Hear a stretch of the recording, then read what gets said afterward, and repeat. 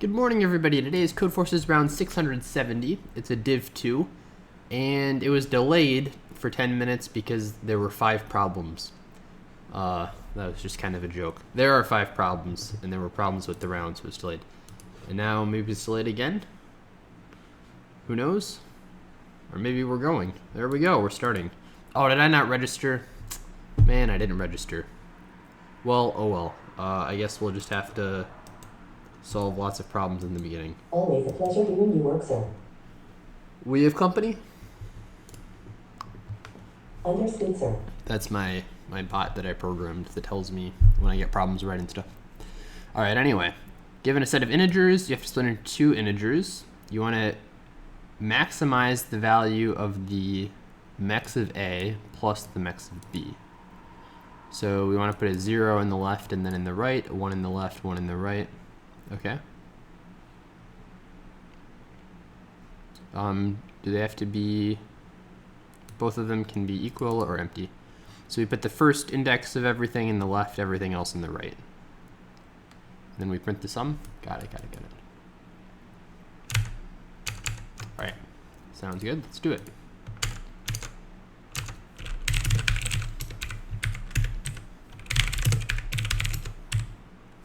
So yeah, we'll read in all the numbers.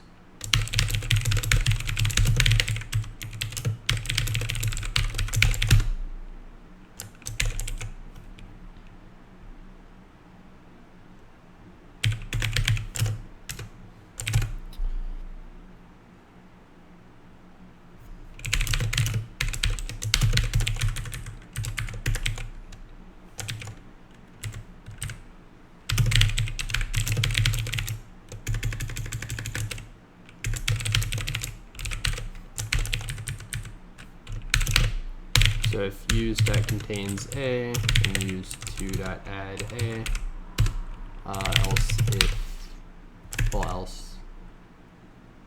use dot add I. Okay, then we just need the mex.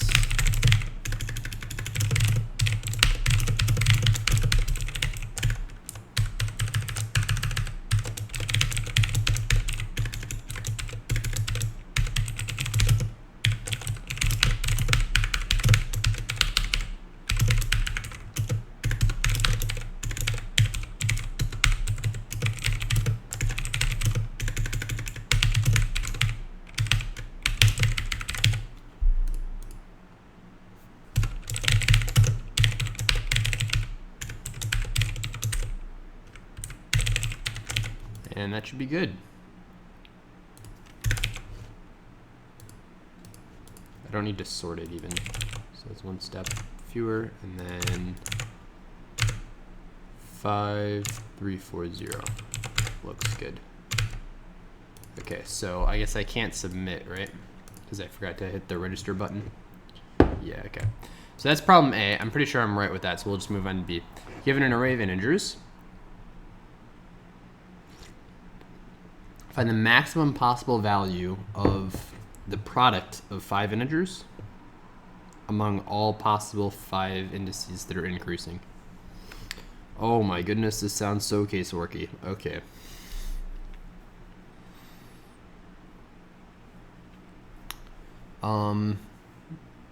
So the first question is, can it ever be positive?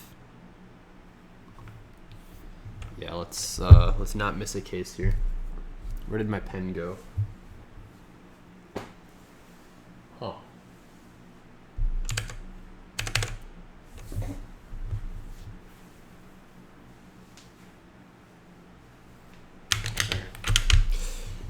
Okay, so 5 integers, huh? 5 is a lot.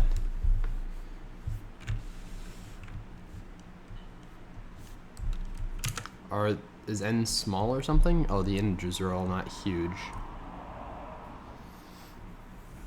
Okay, so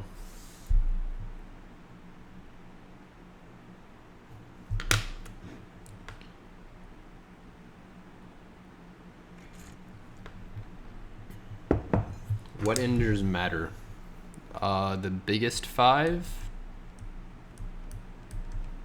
and the smallest 5 matter. So can we just get all of these and then, yeah, I'll just get all of them and then do a 2 to the n. That'll avoid cases.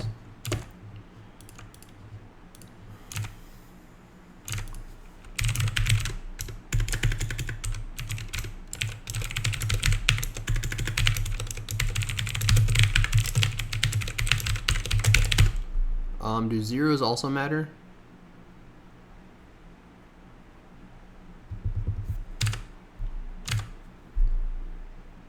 Yeah, let's just check. So Boolean has 0 is false. Array A equals root array of size n. So if this is a 0, then we can do this. Okay. So now we want to do it, or we have to calculate it 2 to the n. So ruffle sort this array. All ruffle sort does is shuffles then sorts, because arrays.sort can be n squared in Java. So this breaks that break case, makes it alright. And then okay, so now we want the first 5 and last 5.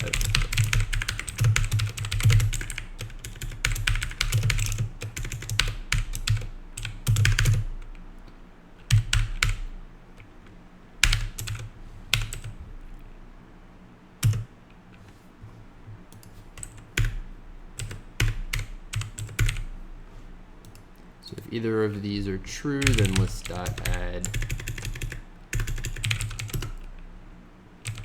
this thing.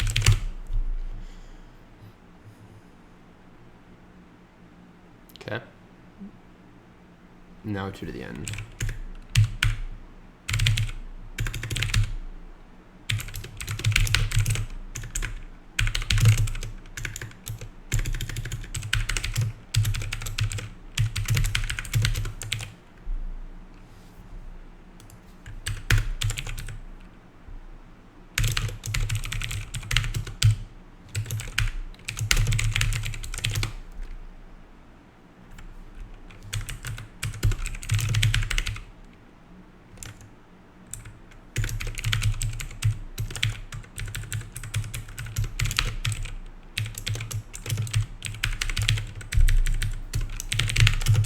So we can always get 0 if we have a 0 in the array. So if we include the 0, then the answer is 0. All right, otherwise, Pleasure doing your work, sir. yes, we have company. The name of the bot is Understood, 0. So then we just want to see what's going on here. No, thank you. What the product of these things is.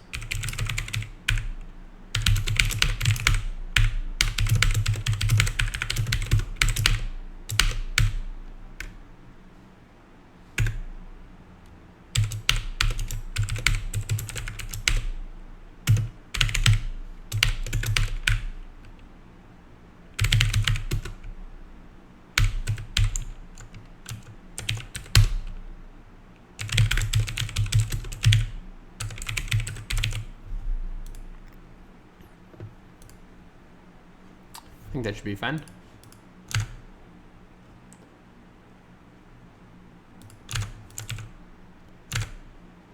Yeah, okay. So we're good there. On to problem D. Nope, on to problem C, then D. Link cut centroids. Oh my goodness. He especially loves trees with one centroid. The tree is a connected graph without cycles. A centroid means when you cut this vertex, the size of the largest connected component is minimal. For example, the following tree, the centroid is 2, because then you get size 2 is the biggest. If you cut this, you get size 3. Some trees there might be more than one centroid, and this both 2 and 1 are. Okay.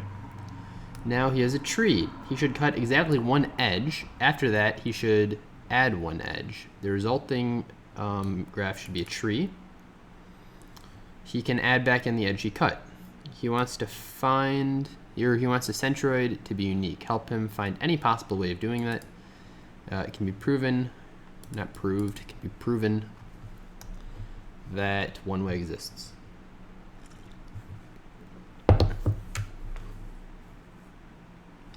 Yeah, so here's my idea. If you find the two centroids initially, if they're the same, you just keep, or if there's only one centroid, then you're good. If they're different, then you chop off one of the leaves from that side and you connect it to the other side. That'll move the centroid over to just be the unique one. I guess you can even just move it to the other centroid, right? So yeah, if you've got something like this, you've got like here's your 3, and then you've got this one with 3 things over here. Then if you remove this and then add it here, then this is your unique centroid now, because this still is 3, but this one is like 5 or something. So yeah, that's the play. If you're the centroid, you'll always have 1 leaf in your subtree, unless n is 2, but n isn't 2. If n is 3, you'll have a centroid, yeah.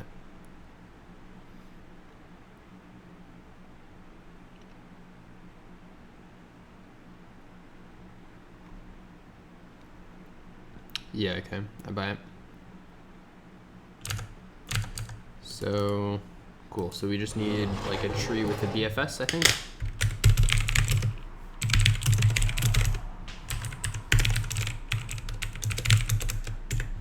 So we probably want the subtree size, and then list of adjacent nodes. All right. So then we need a BFS.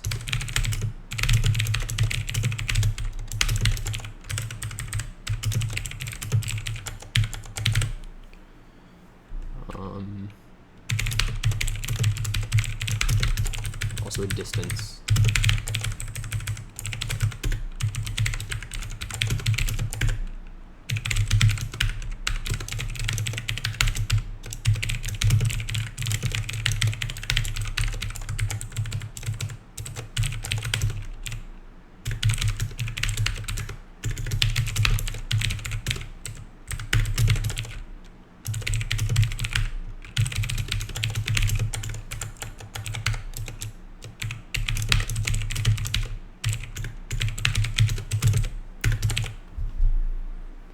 So for each of these things, if this distance equals -1, then set it to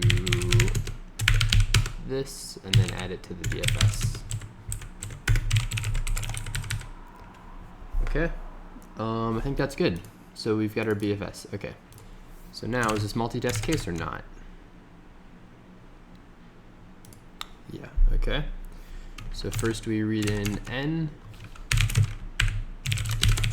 then how is this formatted? All of the edges.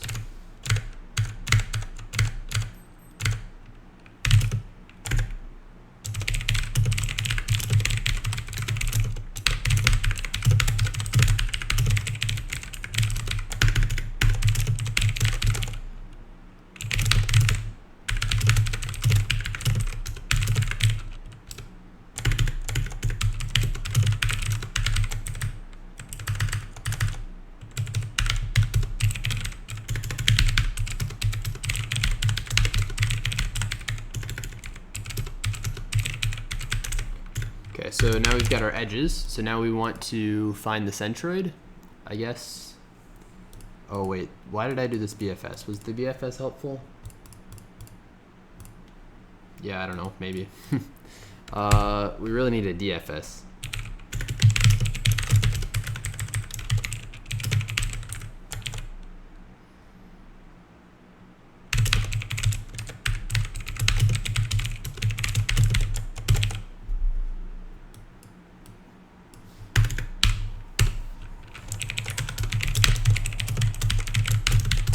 So then for each of these nodes, DFS from this, and then subtree size plus equals this dot subtree size, and then subtree size plus plus.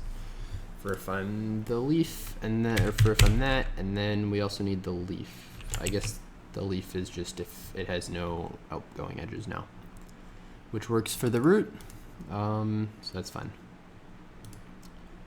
Okay, so now nodes at 0 dot EFS from null. Okay, and then we need to find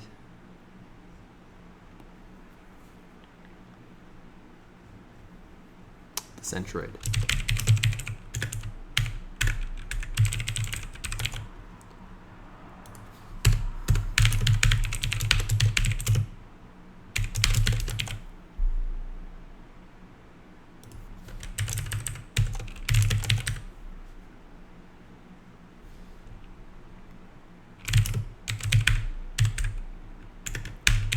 So n minus the subtree size will be everything above us.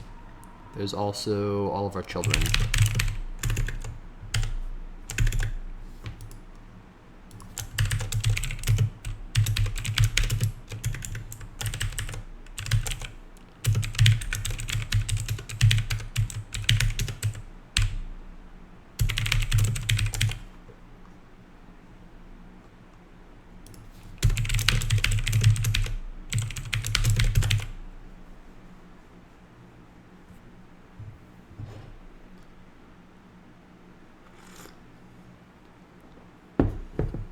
All right, so now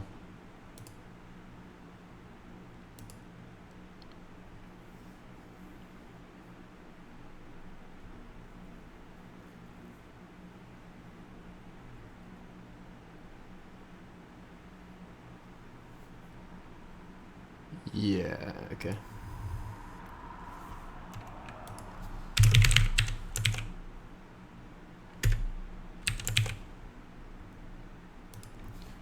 So for each node, then if nn dot biggest is less than cent dot biggest, then the centroid will be this node. We can submit now, right?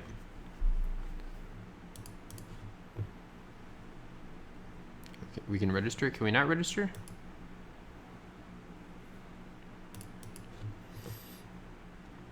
There we go. Let me register. Thank you.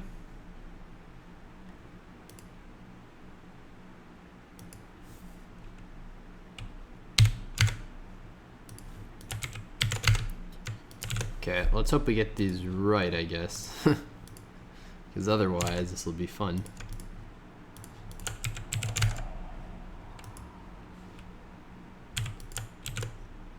Well done, sir. AC load problematic. Oh man, thank you, Mike. That's number 3. Well done, sir. AC load problematic. This is a good feature. Thank you, Mike. I appreciate it. It shows you the number of pretests now. That's brand new.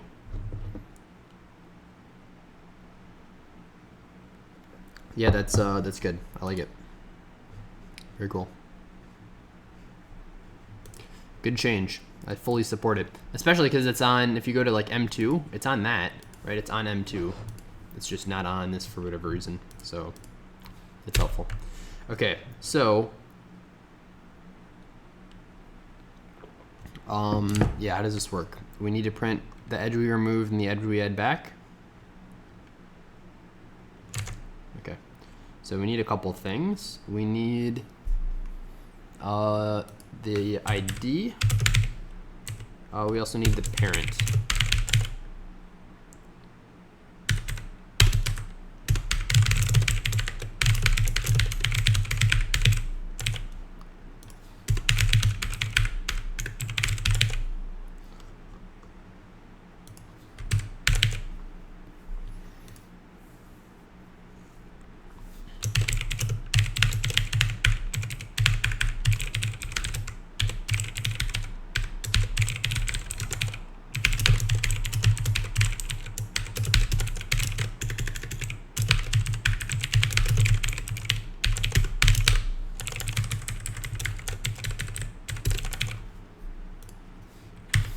biggest to the next centroid, or biggest n.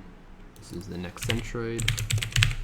Then make the next centroid equal to this. Okay. So now we want to find a leaf that's closer to next centroid than centroid. We can do that with two BFSs. So BFS from next centroid to nodes, or from nodes.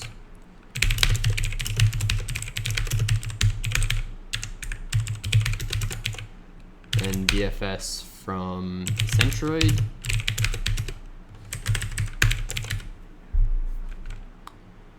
Okay, so now we want to find a leaf. So node leaf equals new, or equals null, I guess, for node nn in nodes. We want dist2 to be less than dist.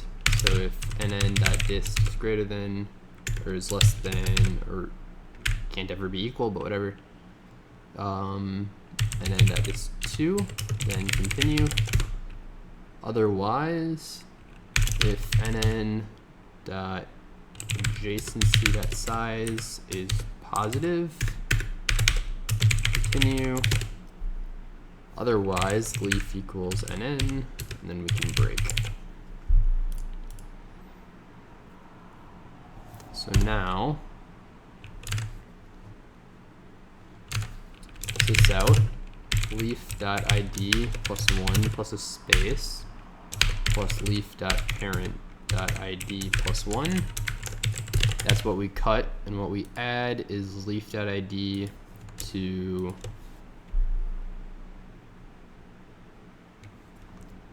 the centroid.id.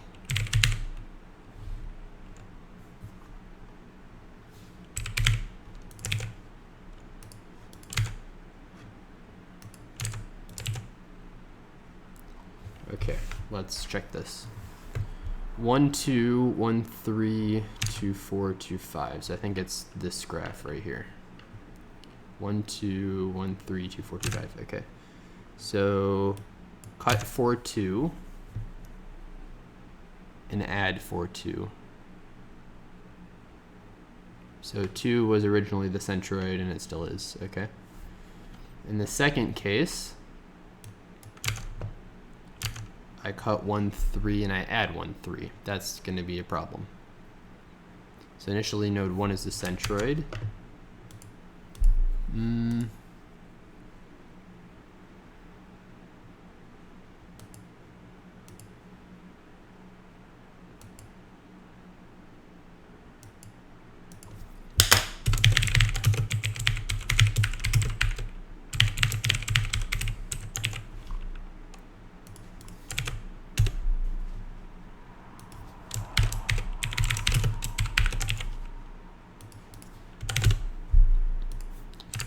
So node 1 and 2, 1 and 2, that's right.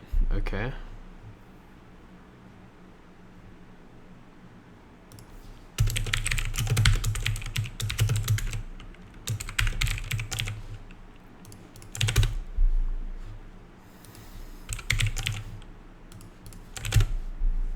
Leaf is node 2.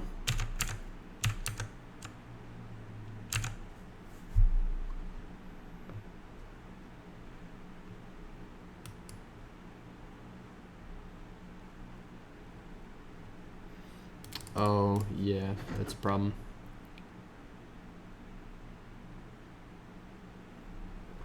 Because I want to go backwards as well. So let's call this adjacent original, and then also add that here.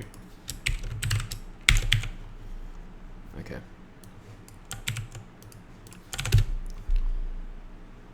What?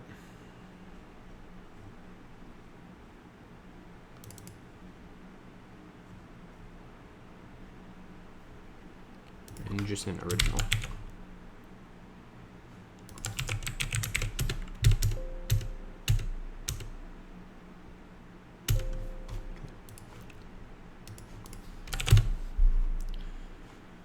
You're kidding me. What am I doing wrong?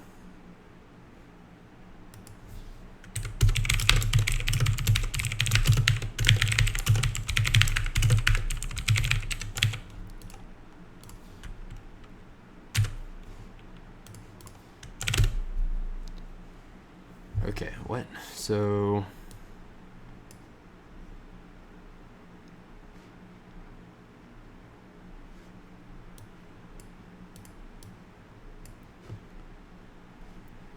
there are 6 nodes, is that right?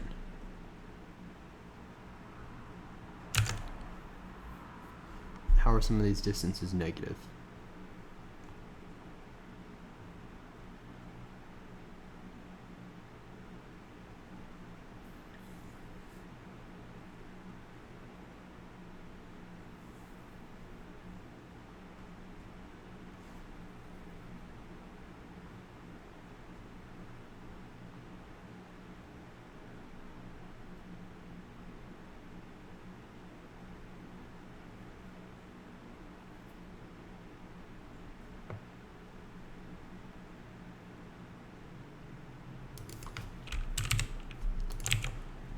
I think this might be like the second time in a series of 2 days that I've just miswrote a BFS. Like, I don't know why.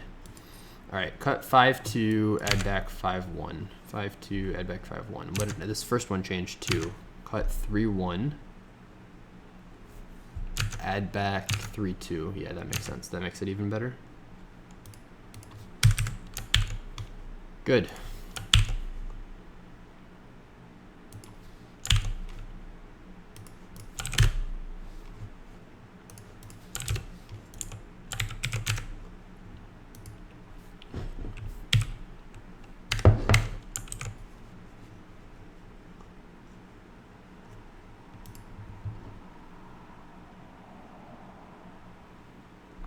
I might get dinged on stack trick here.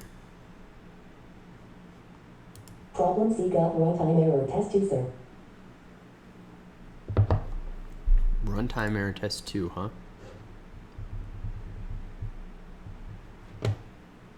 Well, there's the classic. 3, 1, 2, 2. Or I guess 1 test case, 3 things, 1, 2, 1, 3, or 3, 2 then. How?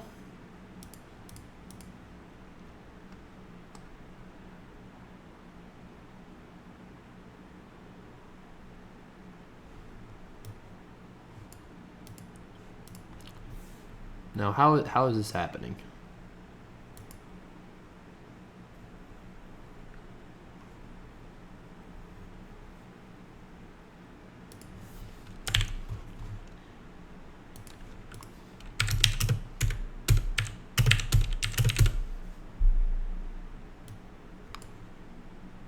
Two is the middle, 1 is the other one. That should be fine. No problems there. But this should also work. Oh, because yeah, because you can be the or nn dot adjacent c dot size equals 1 and nn dot pair equals null.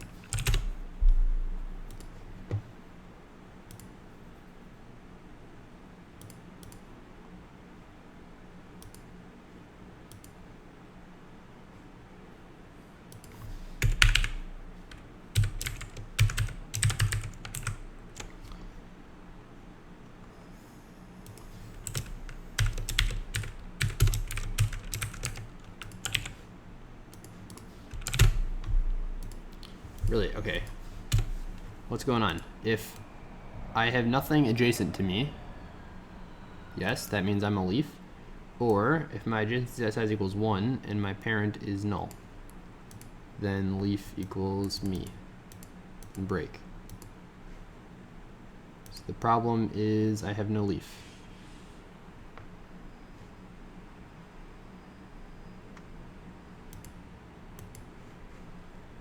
centroid is node 2. Next centroid is node 0.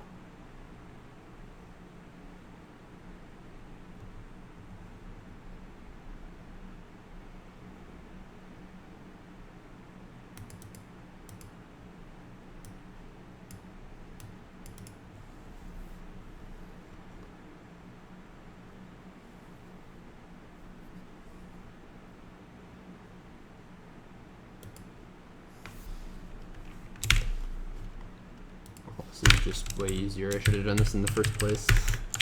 Yeah. This pair should just be current adjacent original dot get 0. But this still doesn't work, huh? Okay, it does work. I just had a bug originally. I won't worry about that then, because it shouldn't be too significant. I also should add stack trick.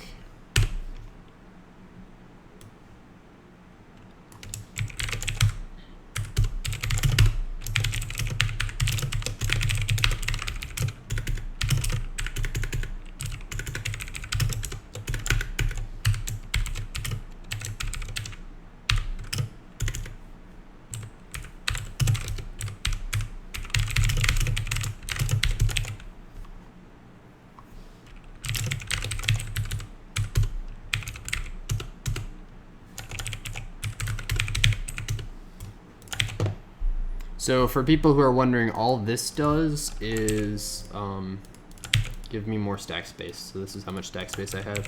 That way when I do deep recursion, it doesn't bite me in the back.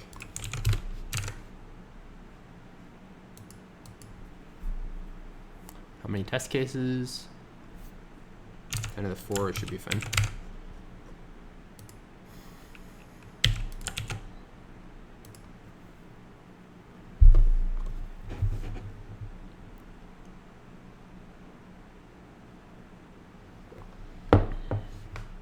Well done, sir. AC 1504. Thank you.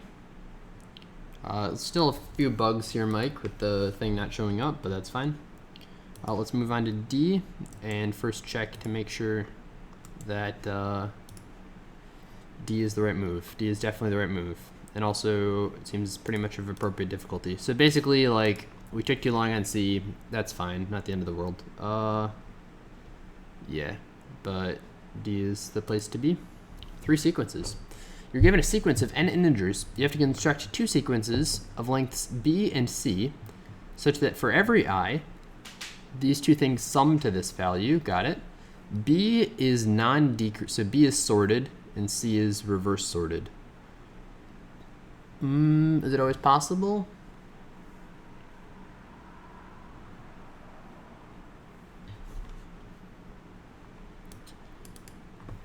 Wait, okay. Is it always possible? First question. Can one just be... Yeah, they can be negative, so it's always possible. Because your range is pretty much infinite. Got it?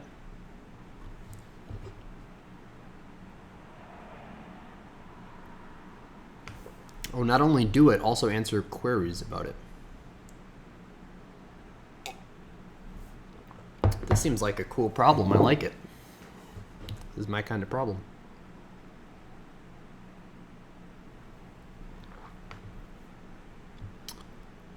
That's pretty neat. I don't know how to do it, but it's neat. I like the idea. So we've got some array. We need to split it into 2 groups, and then we want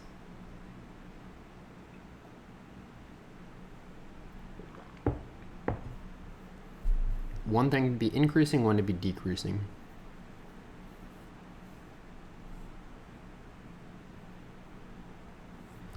Oh, sorry, we want to minimize the biggest value. Okay. Yeah.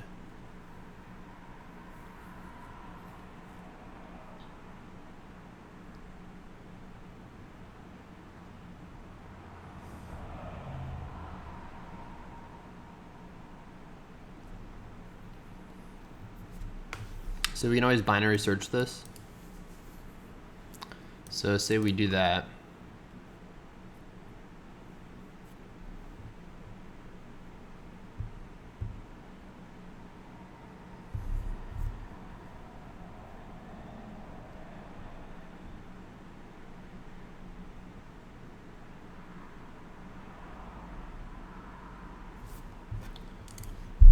They give us a good sample here.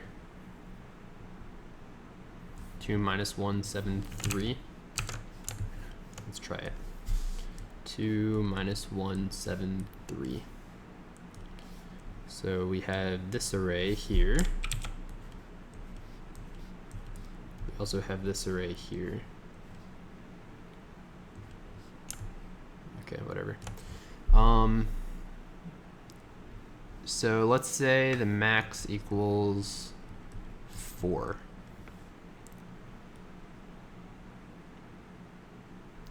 So if this one is increasing left to right, and this one is decreasing, then we might as well have this be as big as possible. So this will be a 4. Then if this is a 4, this needs to be minus 2. Okay, so then after this, we need to take one step. Since this goes down, we need to apply the difference to the top. Yeah. Since this is a decrease by 2, we can, we're allowed to increase this or decrease this. Sorry, we don't apply to the top, we apply to the bottom. Because this number can only increase, this one can only decrease, yeah. So we need to make this, instead of a 4, we make it 4 minus 3, so we make this a 1. It's 1 minus 2. Okay, then this is in, so this was a, previously we decreased, now we increase by 8, which means we need to increase this by 8. So if we increase it by 8, we get 6 and then 1. And at the end, we just have to make sure this is valid.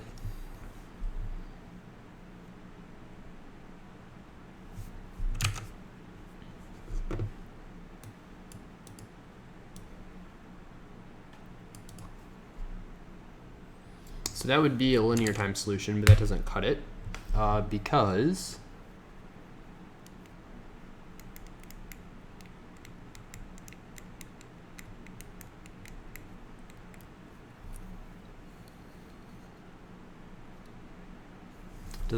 because it's n log n per query. So I think all that matters is this difference, right?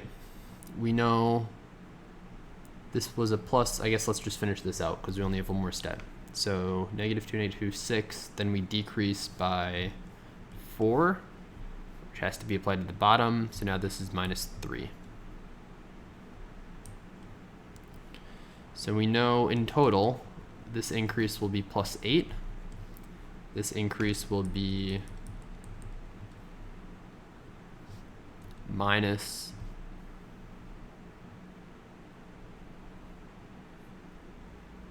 seven.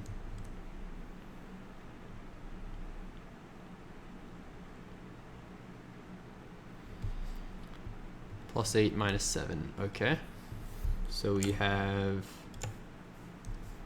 x and then x plus 8 and y minus 7. But this isn't really y, this is like, we can figure out what this is from x. And then it's the max of these 4 things, so we can binary search that. Yeah. So we just need to know the sum of these decreases and the sum of the increases.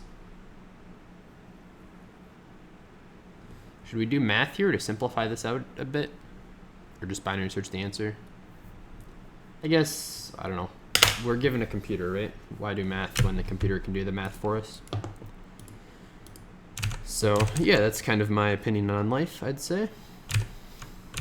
Don't do math when it's not necessary.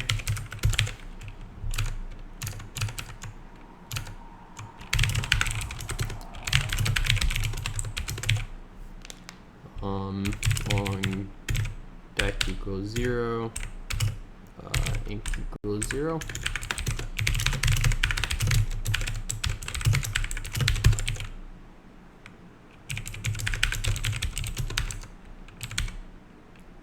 So decrease would be a at I minus a at I minus 1.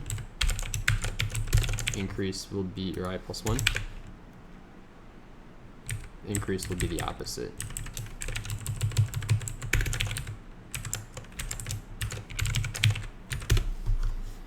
Okay. So now we have a bunch of queries.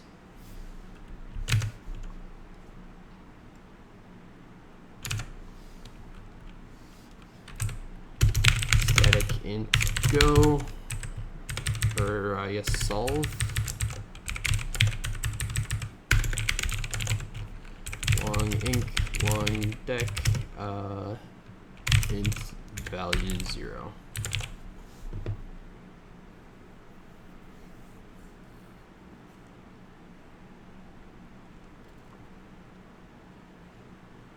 Okay, so we'll solve that later. Now we have a bunch of queries.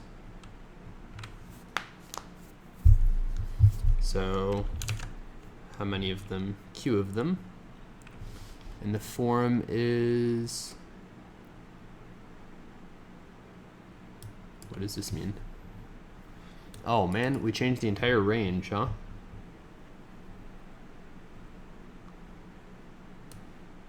Oh, thank goodness, we only add to the range. That's very nice. Because we're only interested in differences, which means we only actually change 2 differences. Good. Yeah. Okay.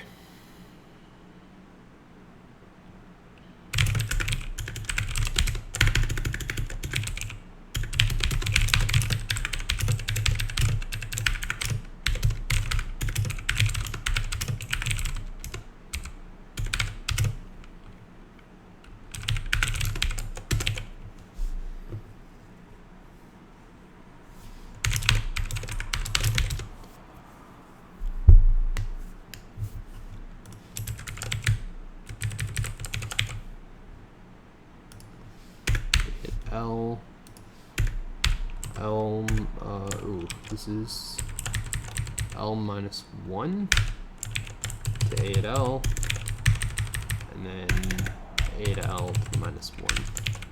These should be minus because we want to remove it. Then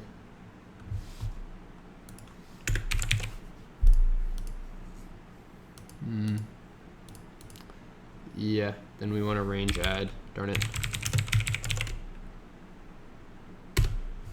Okay, well that's fine. We'll just make this a bit.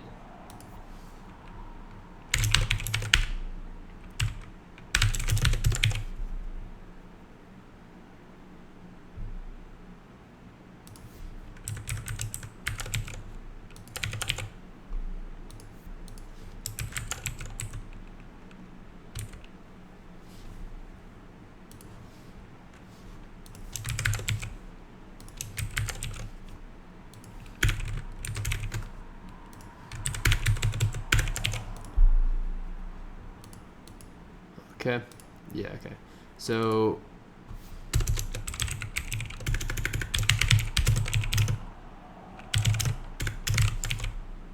we have a little bit of work to do here, but I'll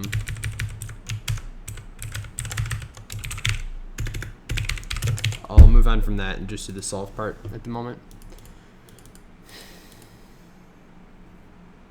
So okay, we need to pick some x where it is as helpful as possible to us. So long min equals long negative 1e18 max equals long 1e18. Well, min is not equal to max. Mid equals min plus max over 2.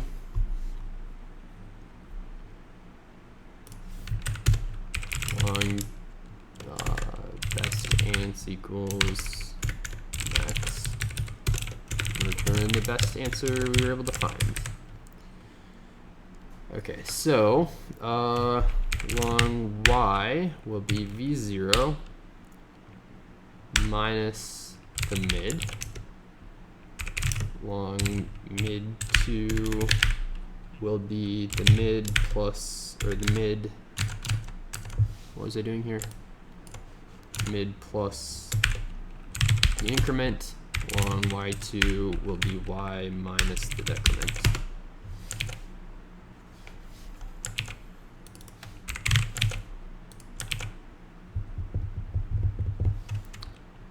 So now best ants equals math.min of the best ants, and then math.max of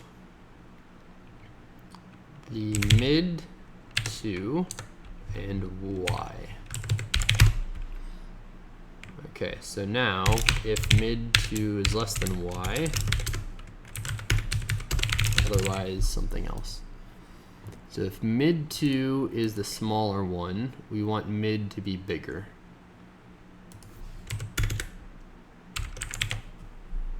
So then min equals mid plus 1. Otherwise, otherwise y is too big. So we want y to be smaller.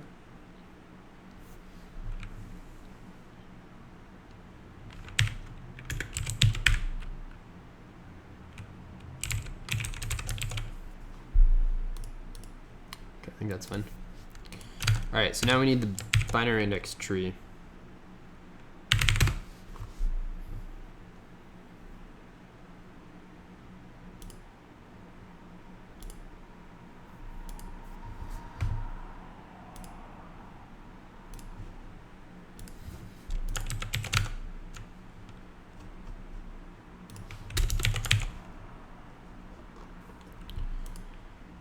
All right.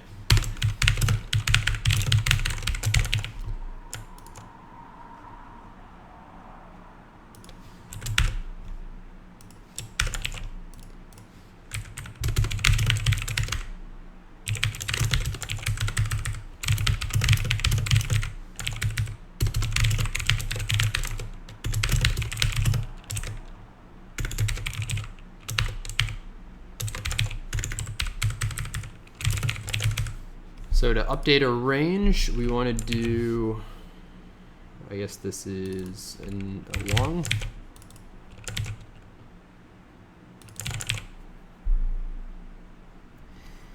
To update a position or a range, we do, what's going on here? New bit of size and we do update L by, and then update R plus 1 by negative by. Sounds good. Okay, so now we have this bit.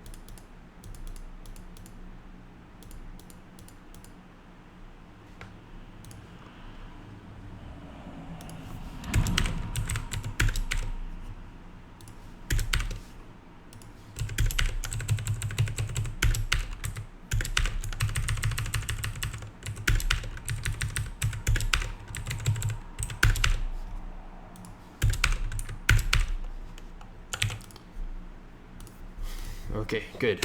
So now bit.range add from L to R by, and then the same thing, but just add it back in.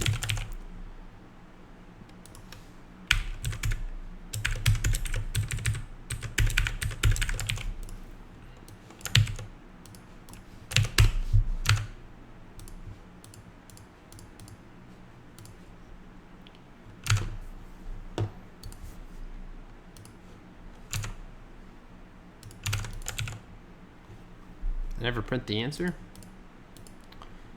Yeah, I guess that's a good thing to do. So this out, solve. What am I need to passing it? The increment, decrement, and then bit dot add 0.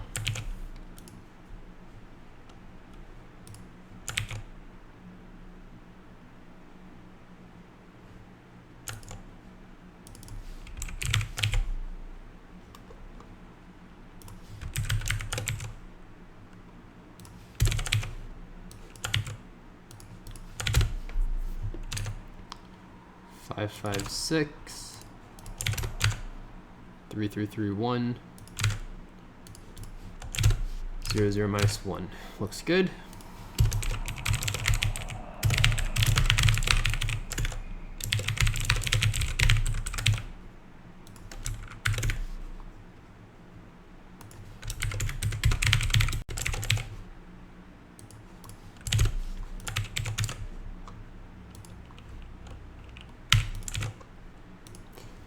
Awesome. Problem E.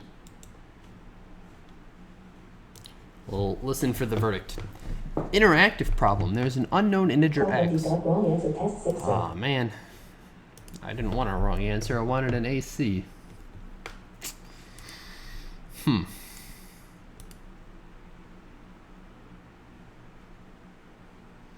Could I be overflowing?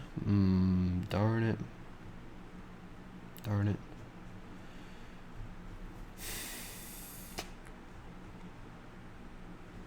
Yeah, I can be overflowing. I can definitely be overflowing. This needs to be a long array. This needs to be a long array.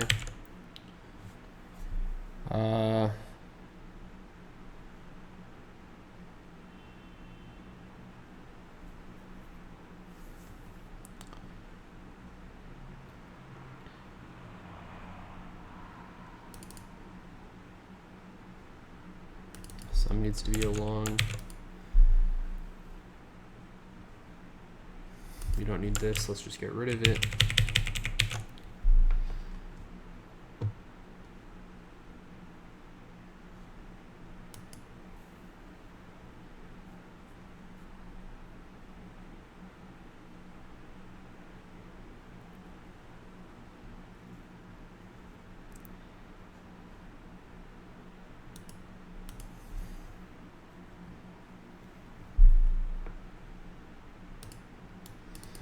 Yeah, so this at method was just returning the wrong thing.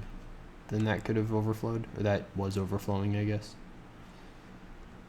Yeah, because the read could overflow since it might be pretty big.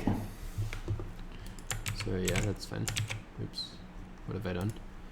Hopefully I didn't just delete everything that I changed.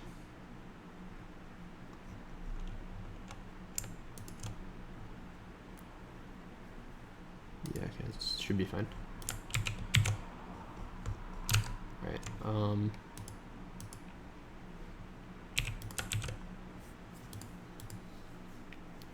try number 2.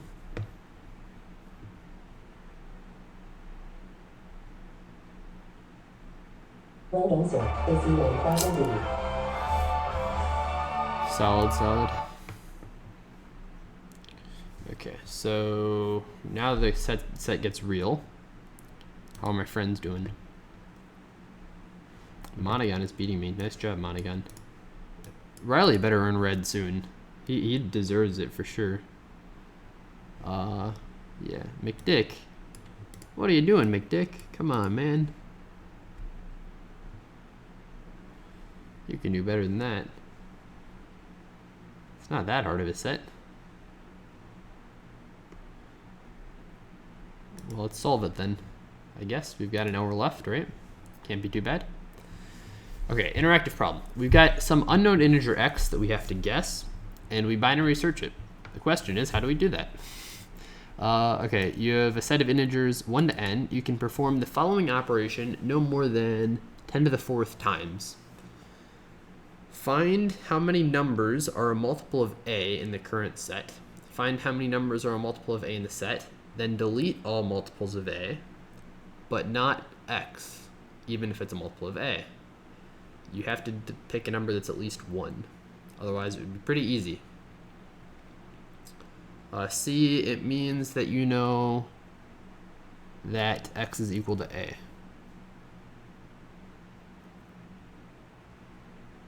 So then you can guess.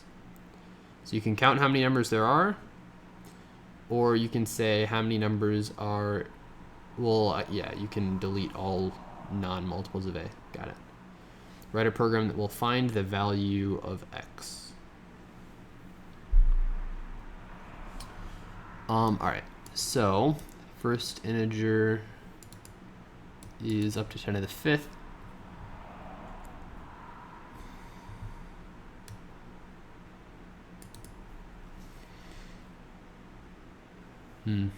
I see. Cool problem, I guess.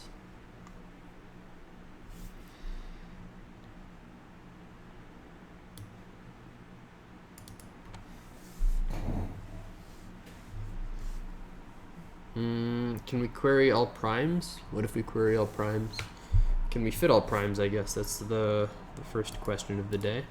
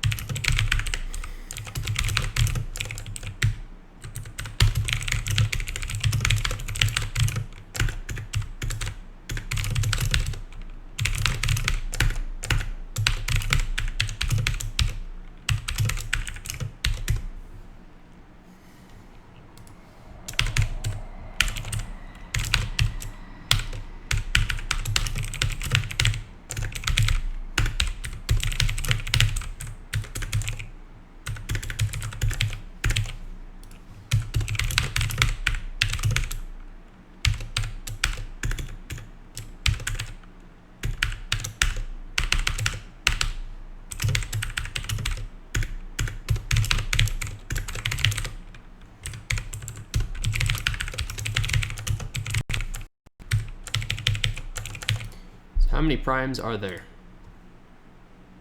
Under 10 to the 4. Perfect. So we query all primes. We find all things that x is a prime multiple of. Why does this only have 7 solves? This feels so easy. It's only got 11. What's going on, man? We can easily find, we just try it ourselves. It's got everything 1 to n exactly once. First, you have a set of integers 1 to n. Yeah, this is really easy. Oh, it's not easy. It's not easy because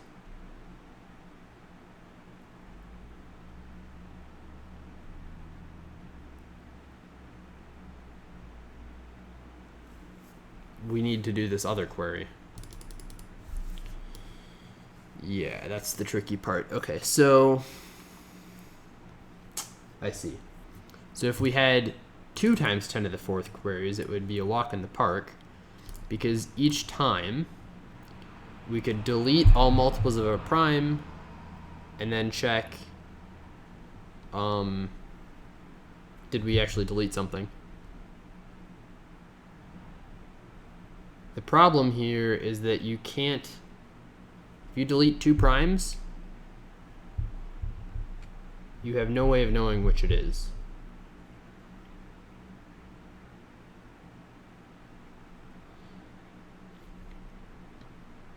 If we delete all multiples of 2, then we delete all multiples of 3, we have one thing left. It's either a multiple of 2 or a multiple of 3. We can't tell which.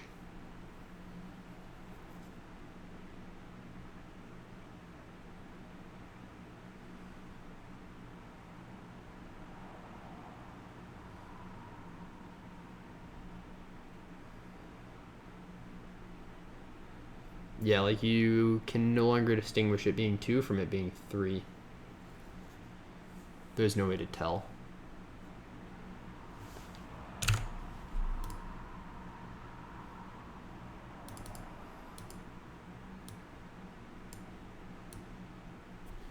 How many numbers are multiple of A? Then delete all. Wait, what?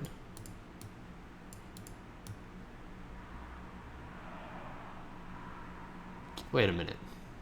We can always do operation B.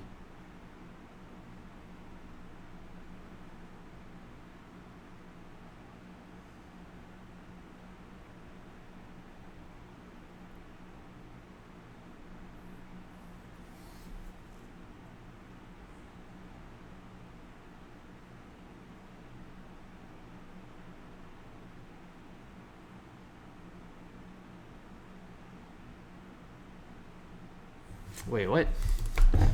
Why is this not a walk in the park then? If we can do this, find how many there are, then delete all multiples of A.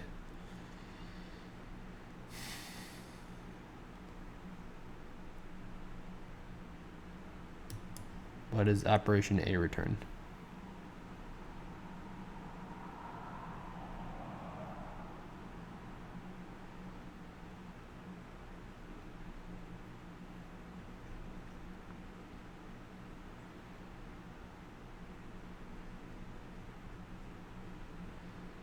Yo, okay, why can we not just delete every prime? Hold on a minute, this sounds too easy. It sounds like something that like 500 people would have solves on. Numbers 1, 2, 3, 4, 5, 6, 7, 8, 9, 10. So here are the numbers.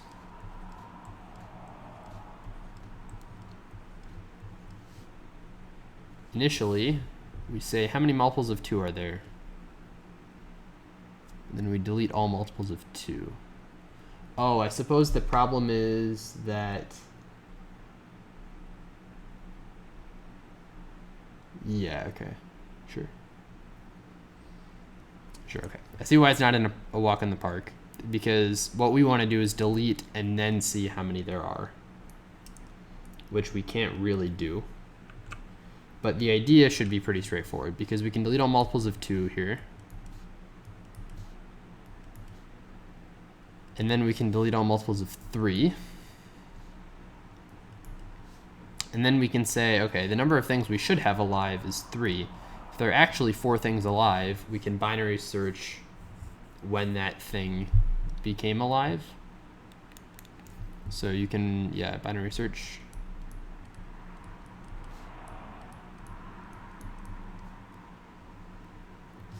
The factor. So it's going to be, the final runtime will be 9.5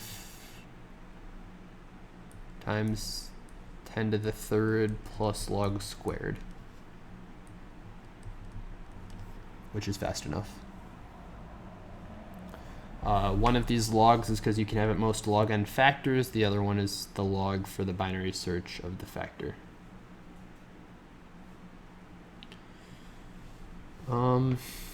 Yeah.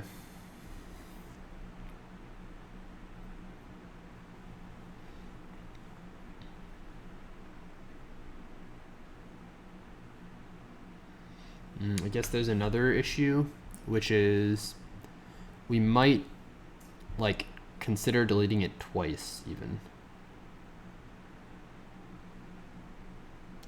It's kind of a problem.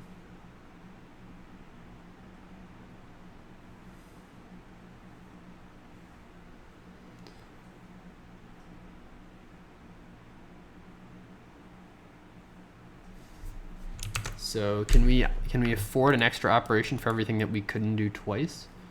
What can we do twice? Stuff below the square root.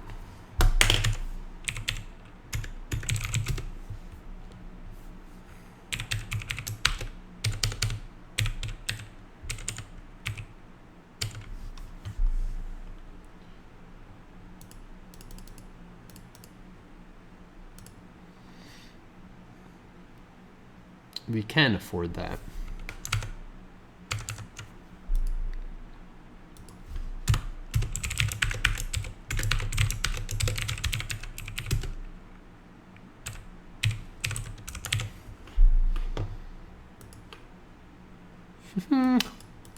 All right. Yeah, that works. Okay. So then for the big numbers, what do we do for those? So for all of the small numbers,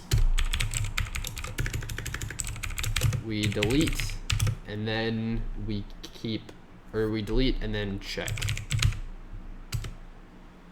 Okay, but there are not many of those. For the big numbers, we just delete, but then at the end, binary search where that happened. Like where we removed it.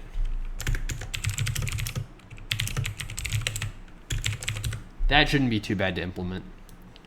Small numbers, we delete them and then we check them. The big numbers, we binary search where we removed. Yeah, that's good. We can do that. All right, how much time do we have to implement this? 50 minutes? Yeah, not the end of the world. We can do it. Okay, so what is this number?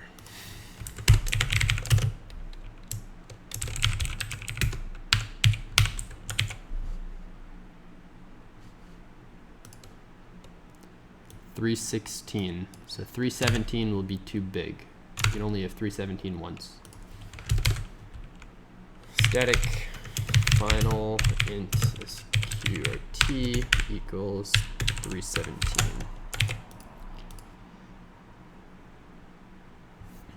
Okay.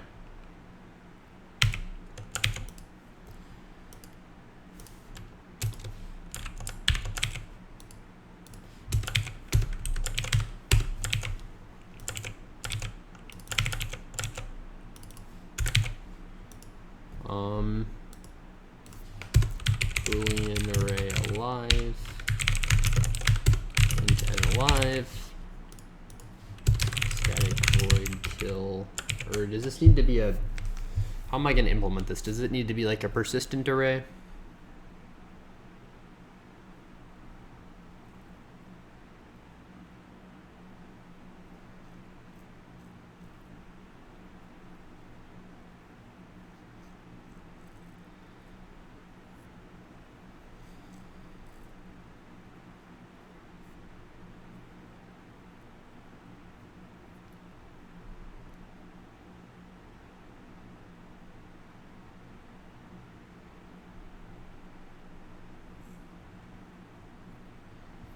Okay, I just need to query the array size even, right? That's all I need.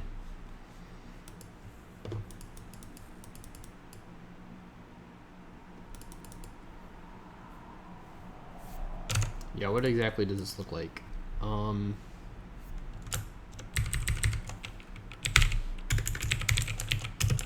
how do I do this binary search?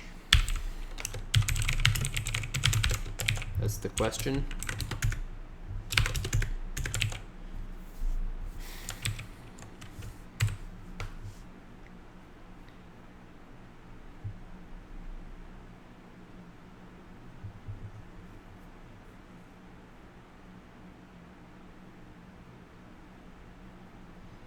So at the end, the array should be one bigger than it's expected.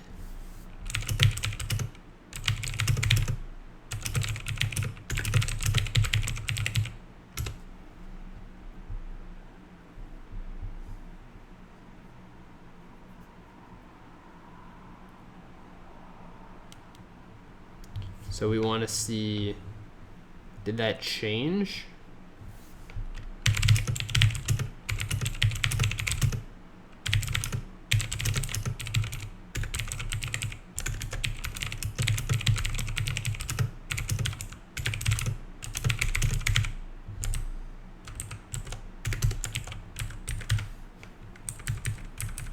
Okay, this almost works, but it doesn't quite work. I think we have issues here. So let's do the example from 1 to 10 maybe. Oops. 1, 2, 3, 4, 5, 6, 7, 8, 9, 10. So everything's a factor of 1, so that's not important. Let's consider, what if the answer is 9? 9 is a very good number, I think. Maybe 9 isn't a great number. I don't know, we'll try it. So first we cross off all multiples of 2.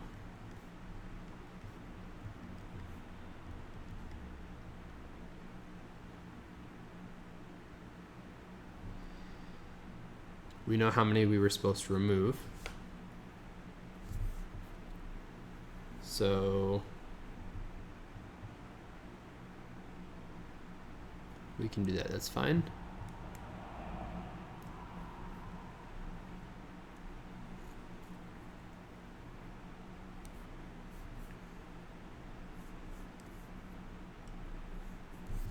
Wait, how big is this number getting?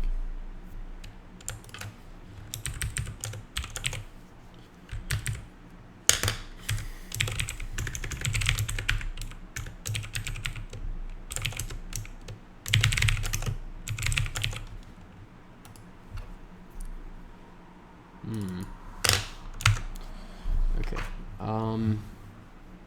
So in this case we're fine, but then when we do 3, we're supposed to kill this, this, and this, but we don't kill this.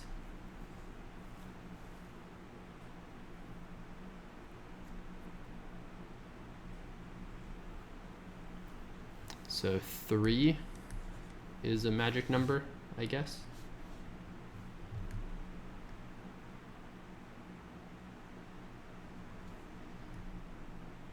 Now if we only check primes, we'll miss it.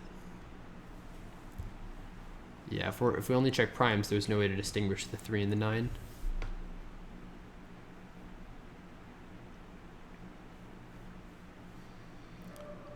So once we know the prime factorization, we have to binary search how many times each prime occurs when everything's removed.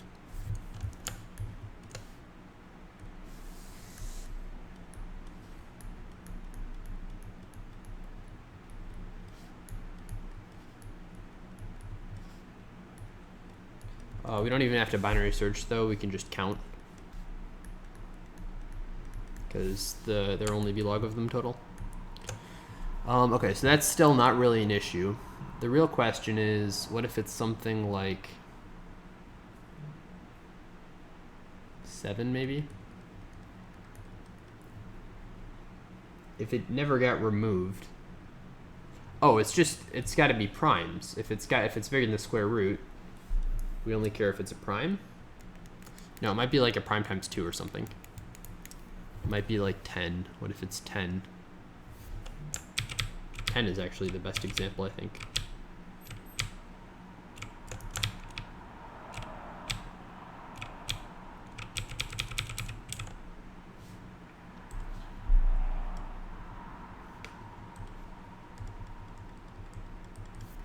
That's the tricky part. Okay, so then here, what do we do?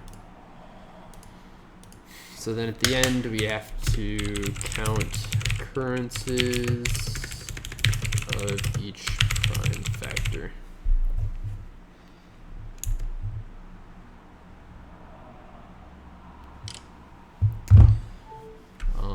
Okay, we can do that.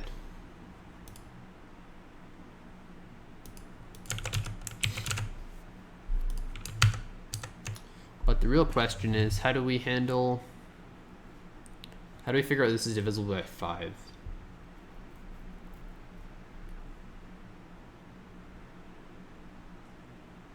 We know it's divisible by 5 because there's one more thing divisible by 5 than there should be.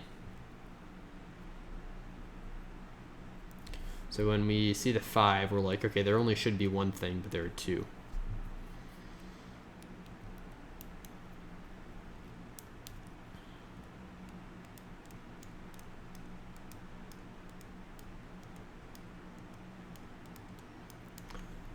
Yeah, okay.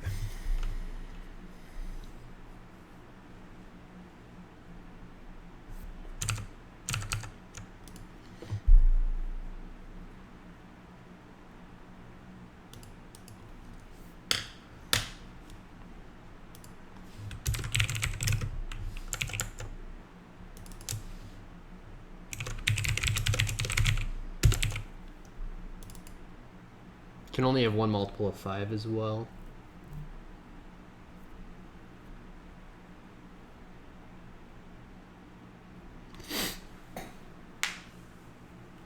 Wait, do we even need to... Wait, I don't think we need to do this binary search at all.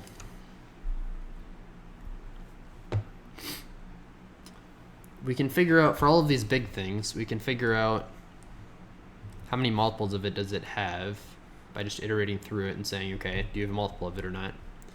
So it's for the stuff, well, it's for all of these even, really. So it's just for all of these things, we need to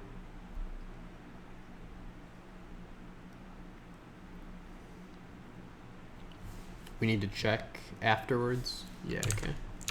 That's fine.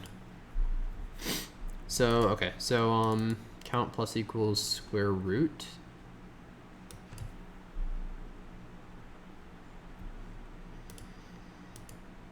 Yeah, that's fine. So we're just gonna use exactly this many. Good.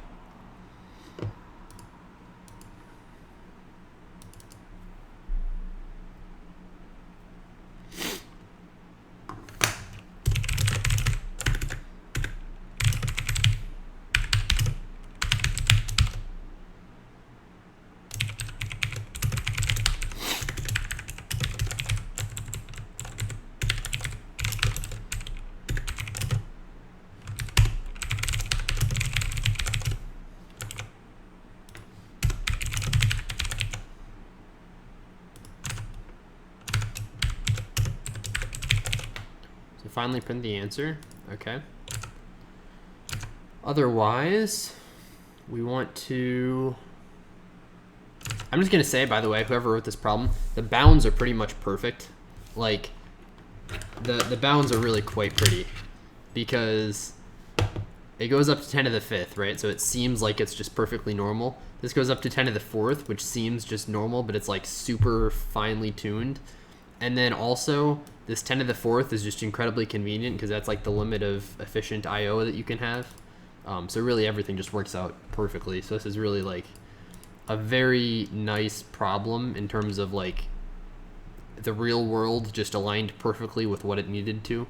Like the fact that there were the right number of primes and then the square root was just barely small enough, assuming this is the intended solution. It was just everything's like just perfect. And also you have like a little wiggle room, which is nice because if you have a slightly different solution, but it's like good enough, like you get the point, you'll still get the right answer. So it's really just, everything just works out perfect number-wise, I think at least. All right, if it's not prime, we can skip it. Otherwise, we want to delete then query.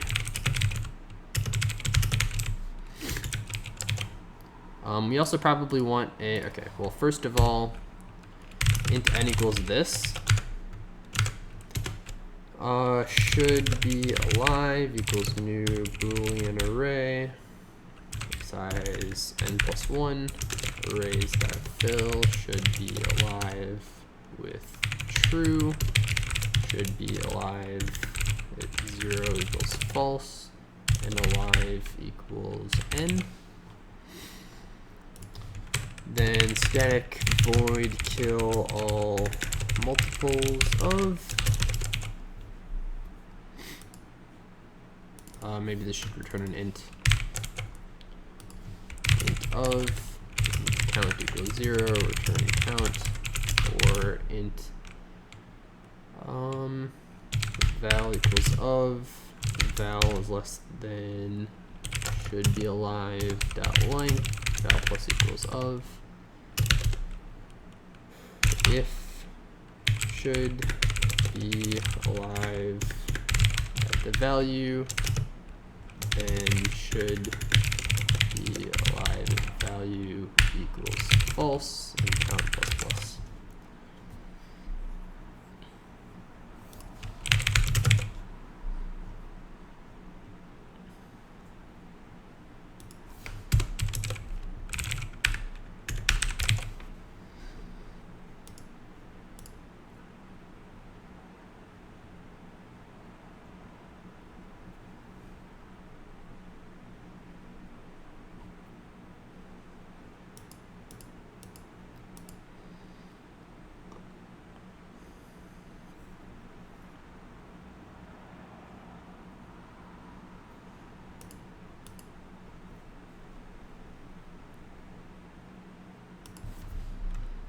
Yeah, okay.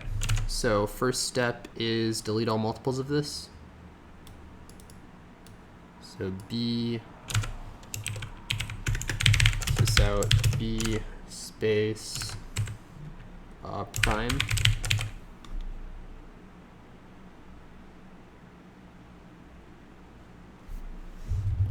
Let me make sure. I don't know if a problem with something else that needs to be happening today. Yeah, okay, looks like that's not an issue. Okay, so delete all multiples of this.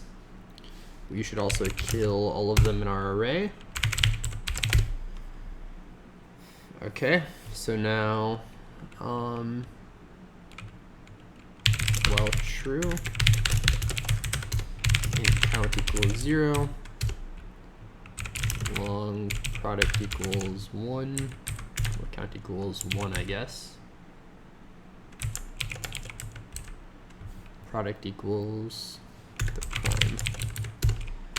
Product times equals prime. Long previous equals 1. Previous equals the product, etc. Okay. So sys out.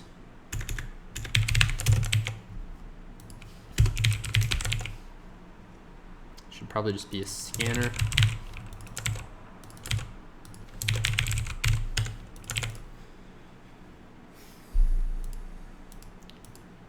So just read it and ignore this, and then print C plus product.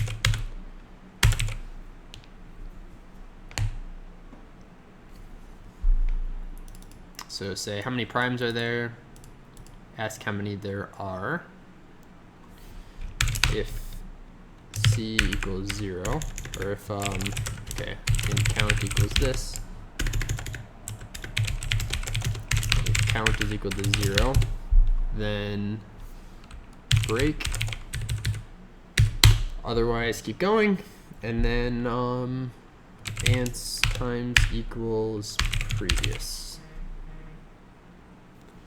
Man, that's kind of annoying. Okay, so anyway.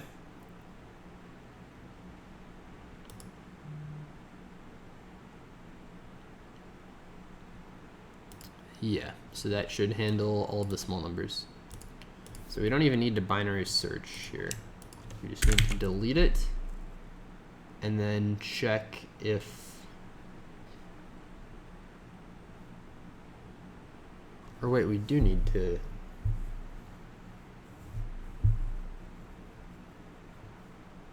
if it's just a big prime, this doesn't help.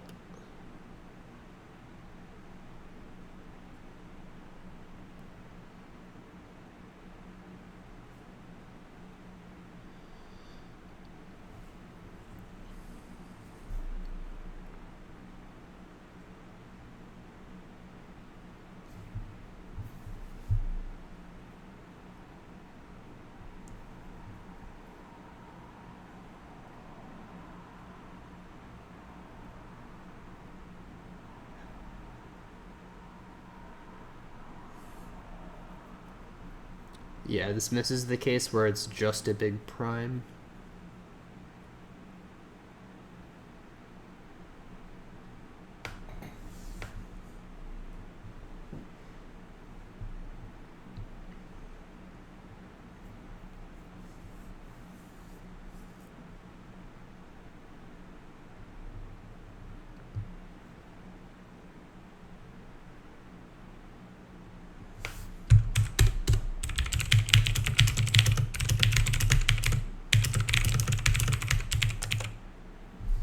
So we can fix that though. So here's what we can do instead. We can save the square root queries until we know that at least one will hit.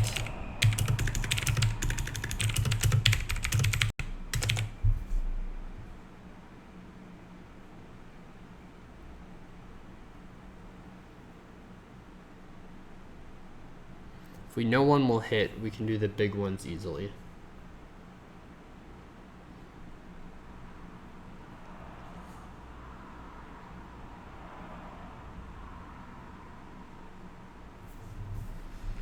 The issue is, what if none of them hit?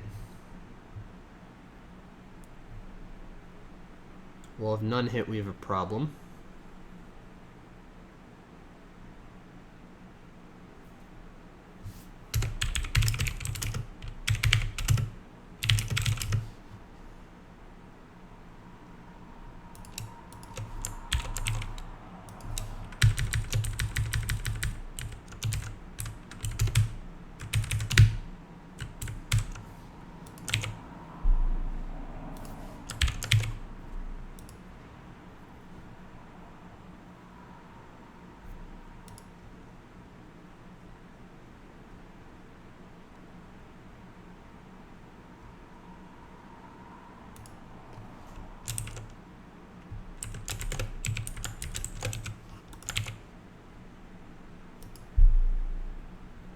None hit, we have 408.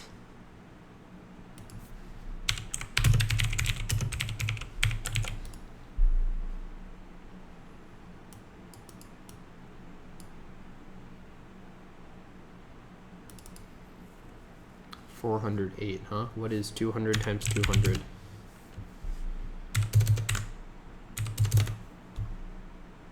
Conveniently big enough, I think. Okay, so if none hit, we have this many queries left to find just one big prime. So we can do square root decomp. Whew, on the primes.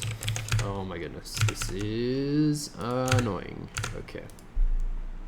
Still a cool problem. I still like it, but it's just, this is, it's a little messy. Okay, so, yeah, alright, so here are all of the primes, less than the square root. We gotta save this part.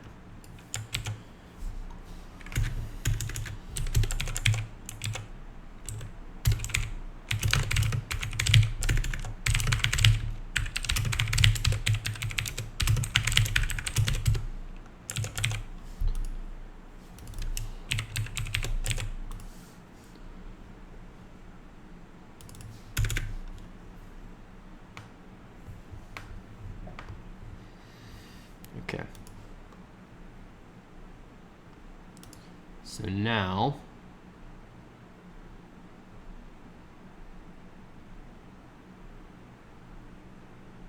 we should probably just make a list of primes.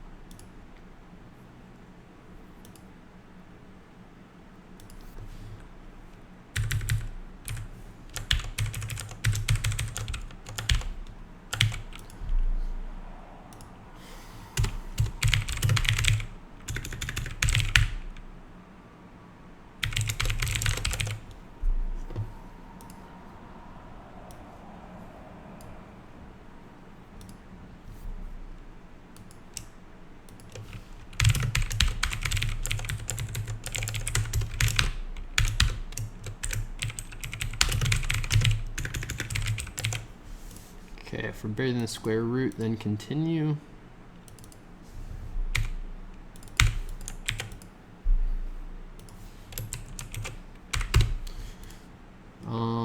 Okay. So now we need to check if this works.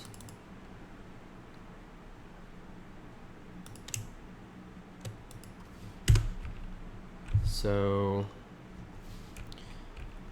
int alive will be fs.extent This is the number of things that are really alive, so sout A1. Read how many are really alive.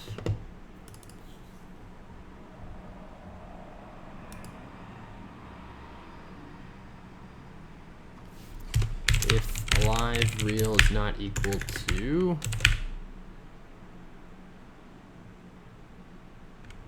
n alive, then do this.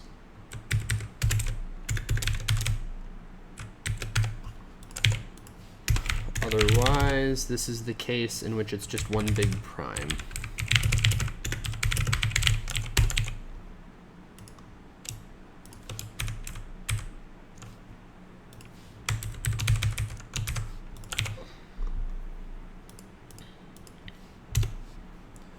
Okay, so now this is fine. Yeah, this will work fine. So now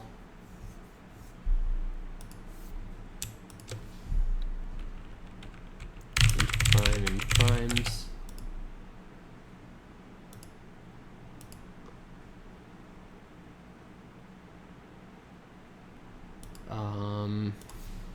If prime greater than or equal to sqrt, and continue.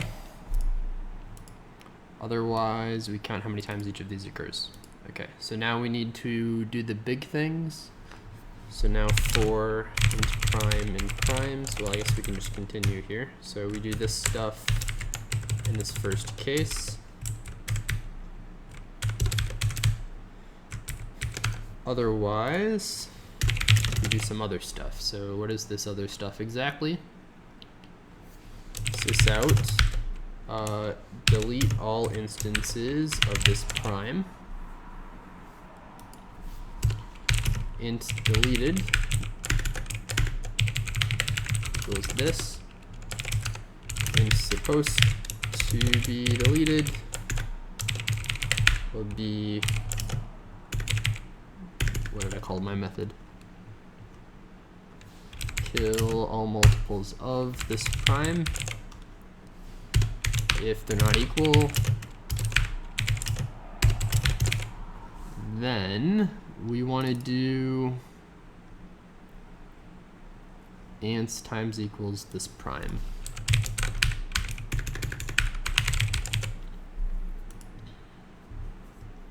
Okay, that's fine.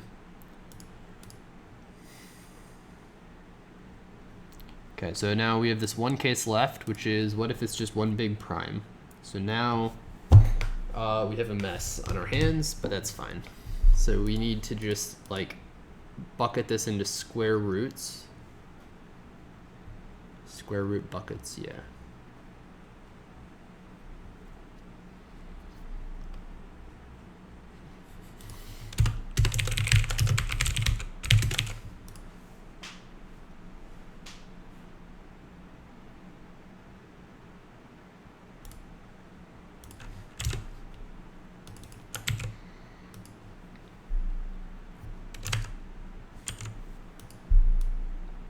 So if we do buckets of size 100,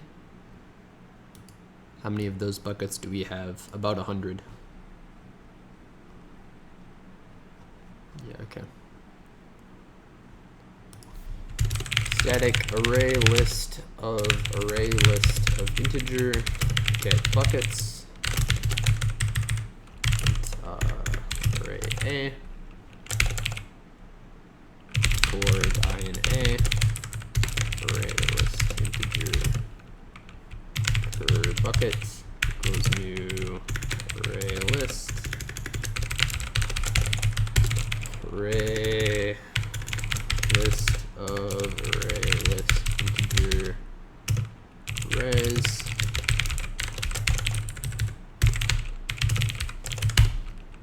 dot add curve buckets. Alright, so per bucket, gotta add this thing. If per bucket dot size greater than or equal to 100, then res dot add this thing. And now curb bucket goes new array list. Okay, so now we've got these. Awesome. Okay, so yeah.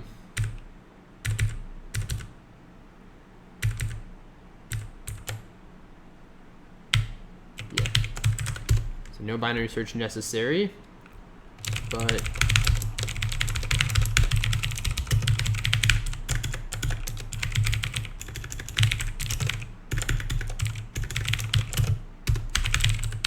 split the primes into buckets. So now for int I in, or this is an array list.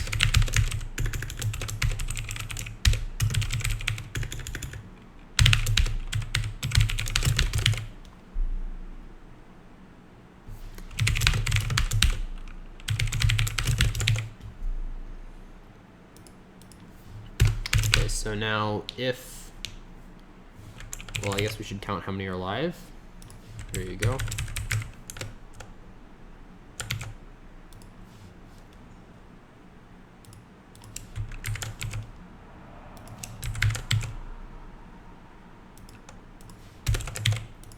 So we do some stuff. Then this is how many are alive. If alive real is not equal to alive, then find which prime caused that.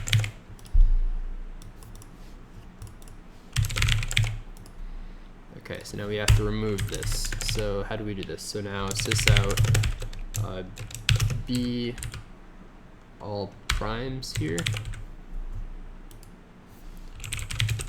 Then ignore what happens.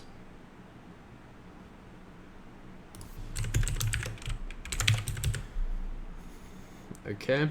Now we have to remove this. Kill all multiples of this prime.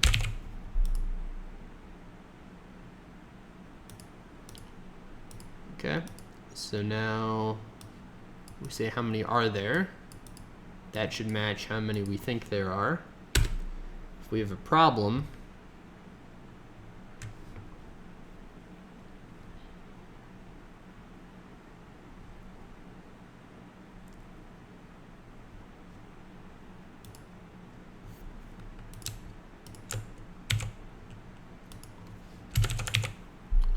okay, we can just do that. Okay, if we have a problem, then we iterate through the bucket. If we can get through all buckets, then we just print 1.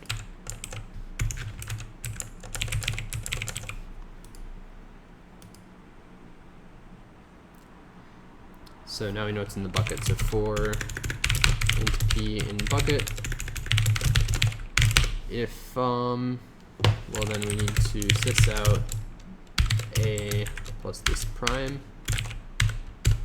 int count equals this, if count, x is just c, if c is not equal to 0, then we have our answer, sys out c plus c, or plus, plus the prime, and then return. I think that's right. Okay, we don't want to be printing that.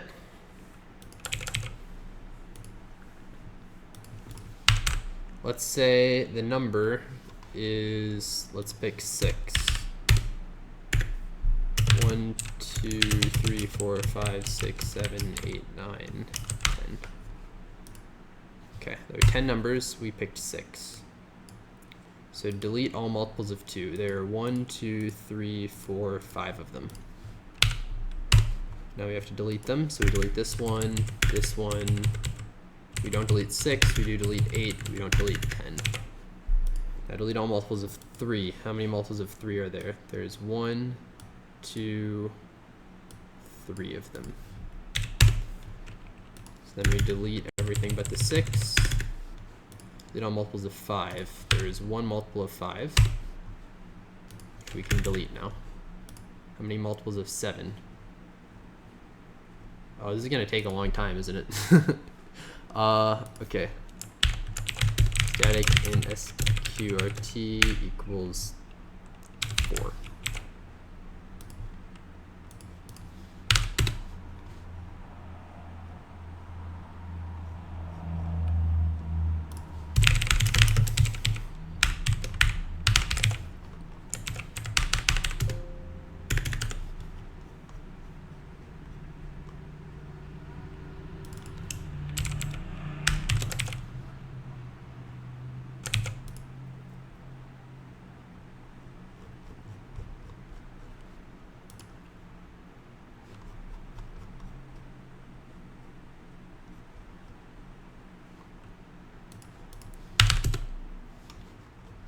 So what did I say? There were initially 5 of them, then there were 3. Count how many things there are. There are now 3 things. Count how many multiples of 2. There's 1 multiple of 2. Why are you not asking me how many multiples of 4 there are?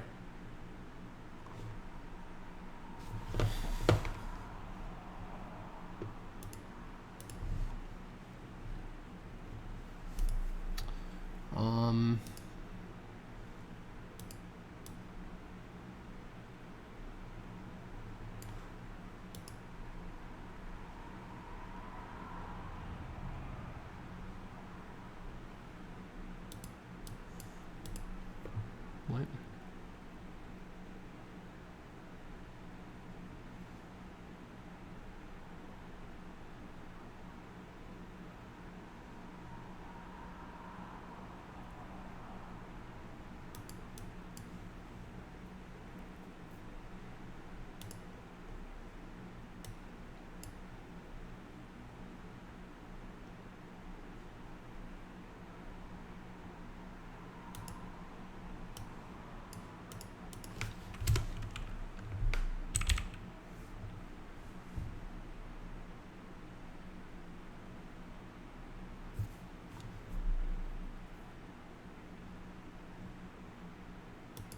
This is if it's less than the square root. 10, 5, and 3 of them. How many things are there? There are 3 things. Then they ask me, why is it, what's going on?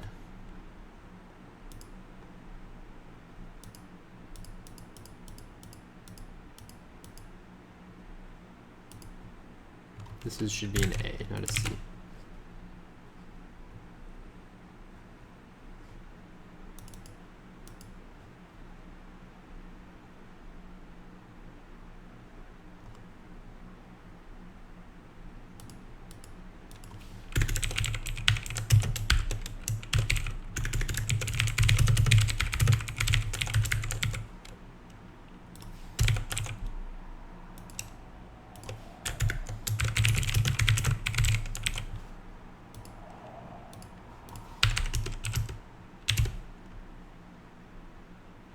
There are 3 things left. There's a 1, 6. Oh wait, we didn't actually delete 5s. So this is not right. 1, 2, 3, 4, 5, 6, 7, 8, 9, 10. There are no multiples of 2 except for 6. Let me just be triple sure I'm getting the problem right. Yeah, okay. So delete all multiples of 2, now delete all multiples of 3, delete 3. Okay, now there are 4 things left. So it was actually doing the right thing. Delete all multiples of 2. There were 5 things before, then there were 3 things. How many things are there? There are 4 things left. Okay, it contains a small prime. So how many multiples of 2 are there? There's 1 multiple of 2. There are 0 multiples of 4. How many multiples of 3? 1 multiple of 3. 0 multiples of 9. How many multiples of 5? Why are you asking me about 5? Oh, okay, so we need to delete it. There are no multiples of 5. No multiples of 7. No multiples of 7. The answer is 210.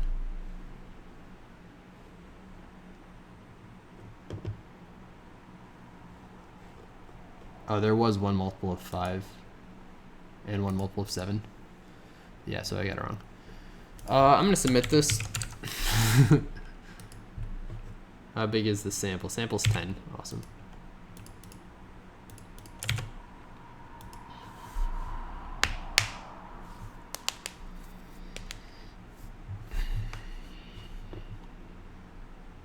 Problem, you got wrong answer. Test 2, sir.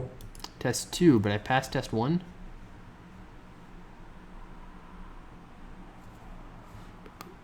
Huh, I wonder how I got it wrong. Phew, okay. What did I do? How much time do I have left? I have 13 minutes left. I think it's probably best for me to just look through it first, because I don't know that I have time to write like a full interactor against myself. Oh, yeah, here's the problem. Okay, next then is that.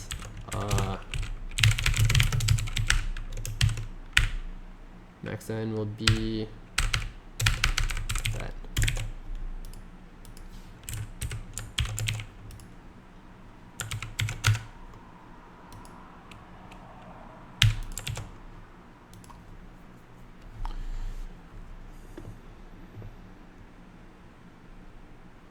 No, I get pretest 1 wrong. Do I? Problem, you got wrong answer. Test 1, sir.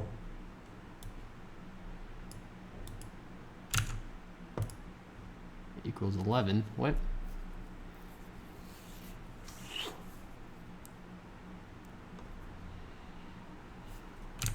It's got to be in the range. Are you serious? Okay, let's write a wrapper then. Static int query a int a or int value, I guess.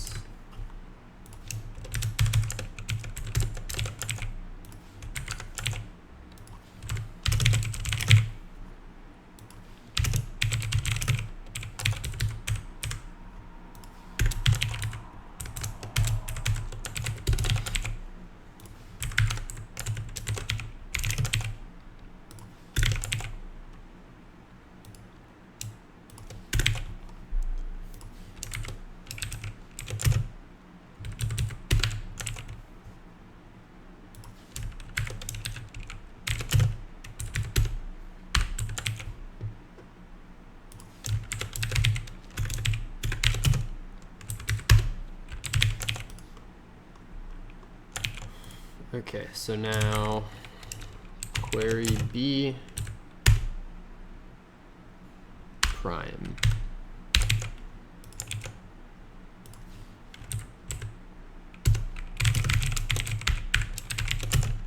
Query A type 1.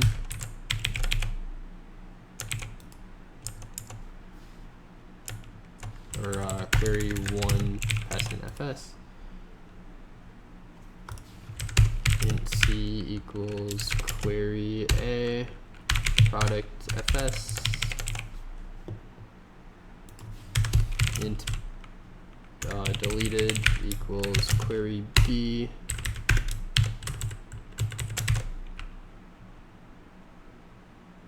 prime FS. Come on, what's wrong? What's wrong?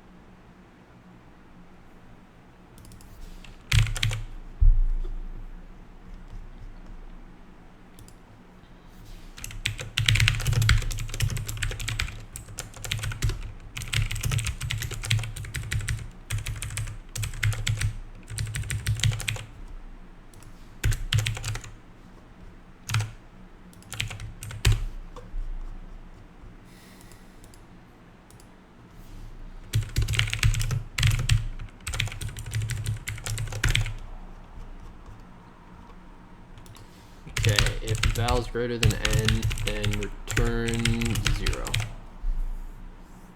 Okay, if val is greater than n, return 0.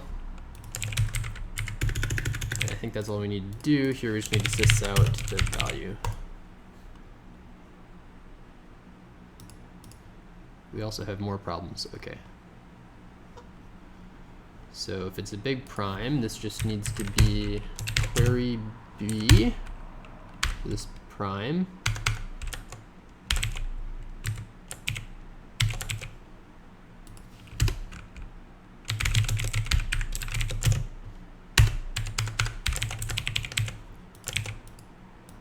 and this needs to be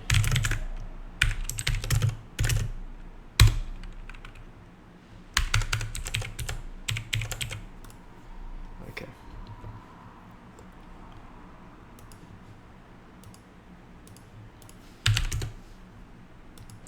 Seems like it's maybe right. Let's say what the judge says.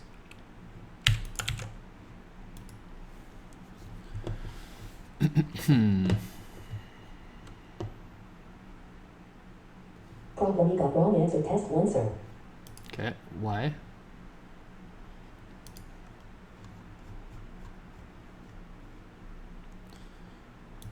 Equals 4 doesn't correspond to the pattern. Value, value, value. Oh. Well, we got it right though. So that's good news.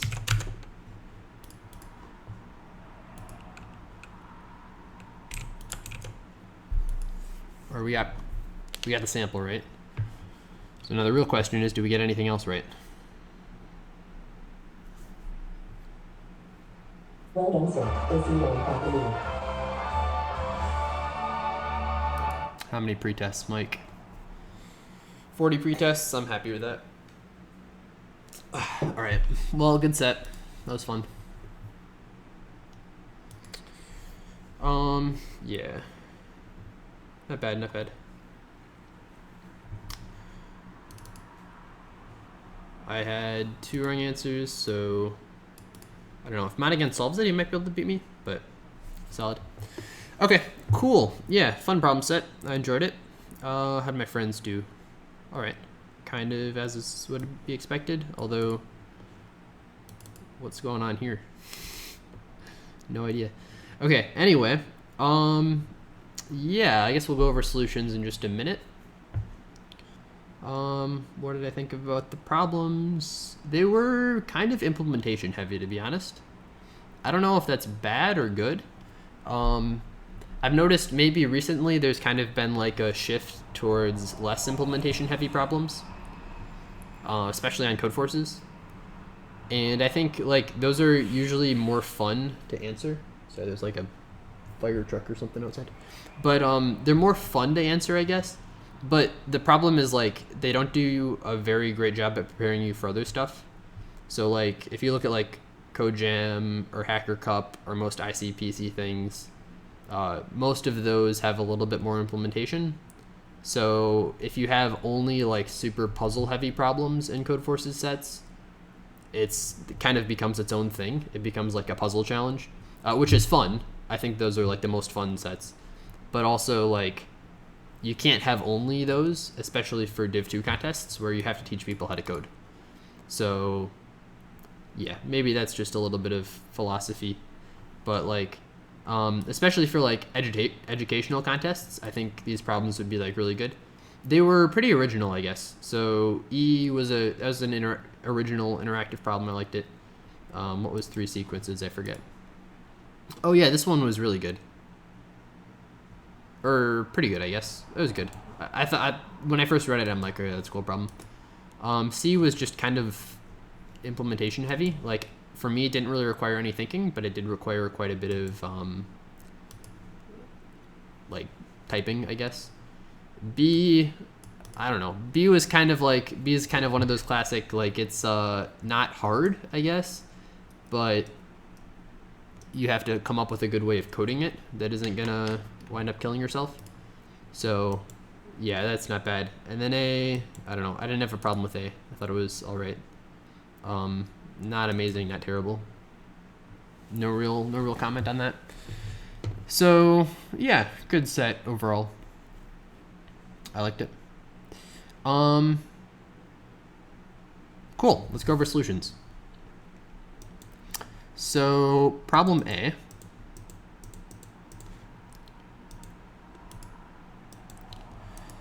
The idea behind it is you have some array. You want to pick you want to split it into 2 groups so that the max is as large as possible. So what is the max in an array, first of all? So if you've got like the numbers 3, 0, 5, 1, 4, maybe, or 5, 1, let's say 5, 1, 10. Then you want to see what's the smallest number, the smallest non-negative number that isn't part of this array. So 0 is part of it, 1 is part of it, 2 is not part of it. So the answer would be 2. Maybe you have another 3 in here as well, so it's like that. So the max of this array would be 2. The important thing to notice is if there are no duplicates, then any number can increase the max by at most 1. So either it increases it by 1 or it doesn't affect it at all. The idea for this problem is if you have some big array and you want to split it up into 2 separate arrays, one array you want to use every number that will be helpful. So we'll make one max as big as possible and we'll make the other max everything else. Now this first max, if it runs out, like let's say we don't have any 2s, right? So if we have no 2s, then the max here will be at most 2. It's going to be less than or equal to 2. Which means all the numbers bigger than 2, it doesn't matter where we put them. If we put them in this first pile, that's fine. Because the second pile, it's not going to have a 2 in it, so it's not going to get past 2, I guess. So we can just put everything in the first pile if we don't care about it. The other thing to notice is we don't want to put any duplicates in this first pile, because if we've already put a 0 here, it's already gotten its point for having a 0. So we want to put all the future zeros on the right side so that this right side gets a point for having a 0. We would never want to move something over to the right side, because if we only have one 0 here and we move that 0 over, then we've just lost a point for the 0, and the 0 can only ever provide us with 1 point, so we might as well have it in the left. Yeah, so that's the idea. So basically, put it in the left side if it's your only copy of something, otherwise put it in the right side. Then you can just naively check what is the max. To implement that, I just use 2 hash sets. So I've got used and used 2. This is the thing that I've used in the first set. This is the second set. If I've already used it in the first set, I put it in the second set. Otherwise, I put it in the first set. And then this just calculates the max. So I know there will be 100 or fewer elements in each set. So I just find the first element that isn't in it and return that. Yeah, so that's problem A. Pretty easy, I guess. Pretty straightforward. Not too tricky. Maximum product. Okay, this one, for a problem B with quite a few solves, I don't really know what they were going after. My solution was a bit tricky. So what I did was, I guess let's talk about the problem first. So you have an array of numbers. You've got 10 to the 5th numbers. You want to find the product. You want to pick 5 different numbers and then take the product of them. And you want that product to be as large as possible. Now you've got several cases, right? So you might have you might want to pick some really small numbers and then some really big numbers maybe. So maybe you want to pick 2 really negative numbers and 2 really positive numbers, and this is your 0 here. So that's possible because if this is negative 100, this is negative 99, and then you've got 50 or 15, 50, and then 70 or something. This will be a big number. So it's better to have these 2 negative numbers in your product than it would be to have 2 numbers over here maybe. So, but there are a bunch of ways you might want to do this. You might want to have 2 negative numbers, you might want to have 4, you might want to have 0. There are a lot of cases. I was afraid of missing one. And then you might also have cases in which you know for some reason you're going to have an odd number. Maybe you don't have enough choice otherwise. So if you know you're going to have an odd number, then instead of wanting your product to be as big as possible, you want it to be as close to 0 as possible. So it's messy, I guess. So yeah, I think it's kind of tricky.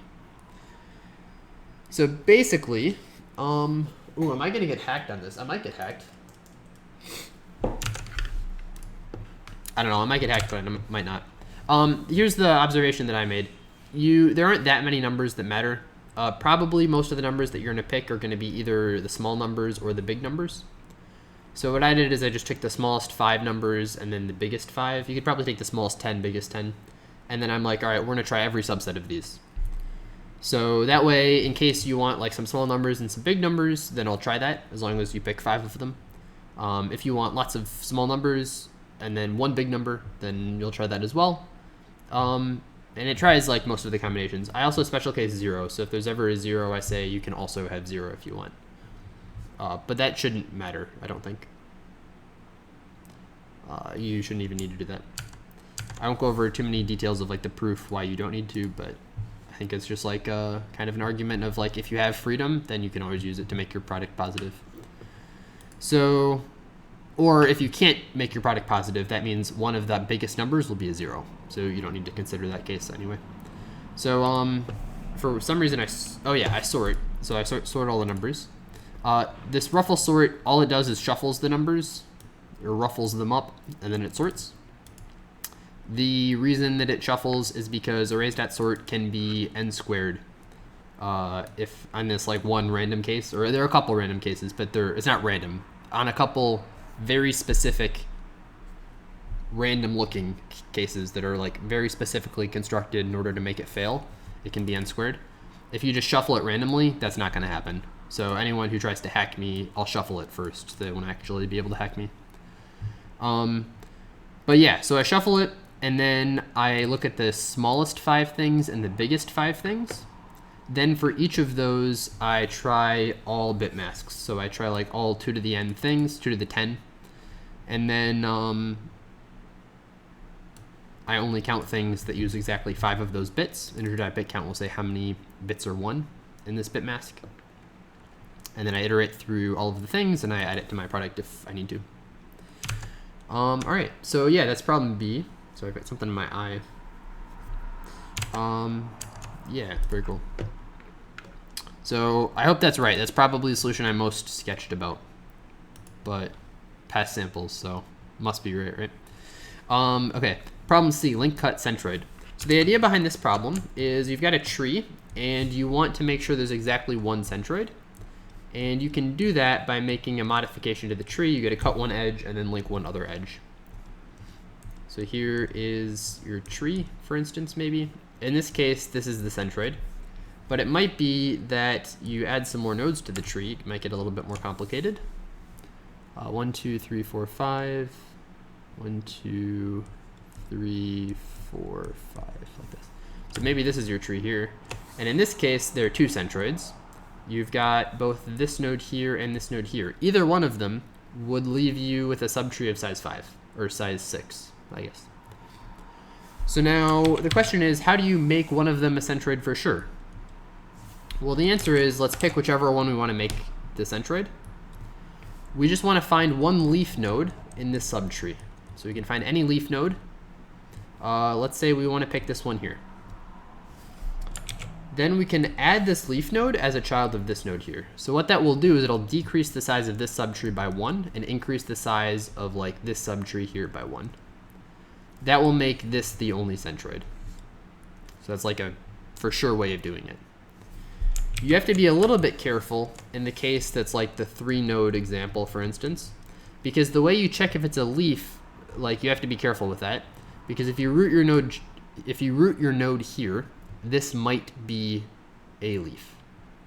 The root might be a leaf, even though the root's degree isn't really like 0. It doesn't have 0 kids. It still is a leaf, so you have to be careful of that. That's a common case, and I just missed it. But yeah, that's pretty much it. So I guess that's the idea. What does the code look like?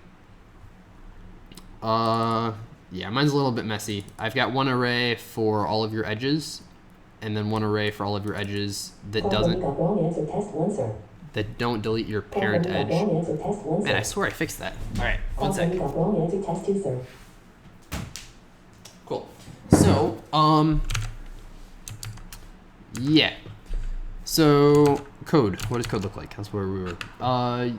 Yeah. So first I find the centroid. To find the centroid, what you can do is just, if you have some node with a bunch of kids, so maybe you have some subtrees like this, and you also have some parent subtree, you want to find whichever subtree is biggest, and that's what you're trying to minimize. So each of these subtrees, to find their size is pretty easy. You can just do the subtree sum. But then for this part here, it's just n minus the size of this subtree, where n is the number of nodes in the entire tree. So yeah, so I find that's just this. It's the n minus the number of nodes in your tree, oops, or the size of your biggest subtree, which I can just iterate through naively. But then, to find the centroid, I just find whichever one has the biggest subtree adjacent to it. Then that's the centroid. Then I find the next biggest centroid, which is just whichever node has the second biggest subtree adjacent to it, that is different from that first node. So that's what this does. Then I see how far is each node in the tree away from the first centroid and the second centroid using two BFSs. And then finally, once I know all of those things, I say we need to find a leaf that's closer to the second centroid than the first centroid. So there will always be one, so this will always find something. And it finds some leaf where the distance to the first centroid is bigger than the distance from the second centroid. So the second centroid is closer, basically. The worst one is closer. Then I delete the edge from it to one of its adjacency things, and there will only be one of those. And then I add the edge back to the centroid that I want to keep. So yeah, that's the idea for problem C. All right, two more problems, D and E. Problem D was pretty interesting. In problem D, you basically want to split the array up into two smaller arrays. And you want to do that so that one array is increasing and the other array is decreasing. Then you want to minimize the biggest element of either array that you choose. So a good example is the array they have here in this first sample, 2, 1, 7, 3. Oh, and also your array changes a bit. So, but we'll get there in a bit. So let's say the array is 2, -1, 7, 3. So what we're gonna do, what we can imagine doing, is we could binary search what the answer is. So let's say for whatever reason we know the answer is gonna be 4. This first array, as you go right, it has to decrease. So we might as well make it as small as possible so that, or we want it to start as big as possible so that it has as much freedom as possible later on, which means we want it to start at 4 because it can't start bigger than 4 because we're binary searching this answer. We're not actually going to binary search it. This is just how you can get to the solution. So in the other array, we know this one's going to be increasing, but we know whatever this value is fixed because we know 4 plus this, whatever we pick here, has to be 2, which means this has to be -2. All right, so very cool. So now we're moving on to this -1. And we know that it's 3 smaller than 2. So we have to decrease these two numbers by a total of 3. Well, if we want to be as conservative as possible here, we don't want to increase the 2. That would just make things harder for ourselves later. So we're not allowed to decrease the 2 at all. We can only increase it as we go right, which means we have to decrease the 4 by 3. So the 4 turns into a 1. The 2 stays as the -2. Here we increase, so this was a -3. This will be a +8. So the 1 we keep by itself. So this just stays as a 1 because we don't want to decrease anything. The 2 will increase by 8, so now we have a +6.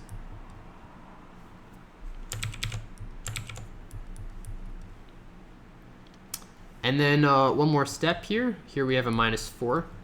So we want to decrease the first number by 4, which means starts at -3, or starts at 4, ends at -3, and the bottom number stays at +6. So now what we want to do is see, when we change this number that we're binary searching, should we be decreasing it or increasing it? If we increase it, this number will increase and this number will decrease. So if we make it a 5, this will be a 5, and this will turn into a 5 as well.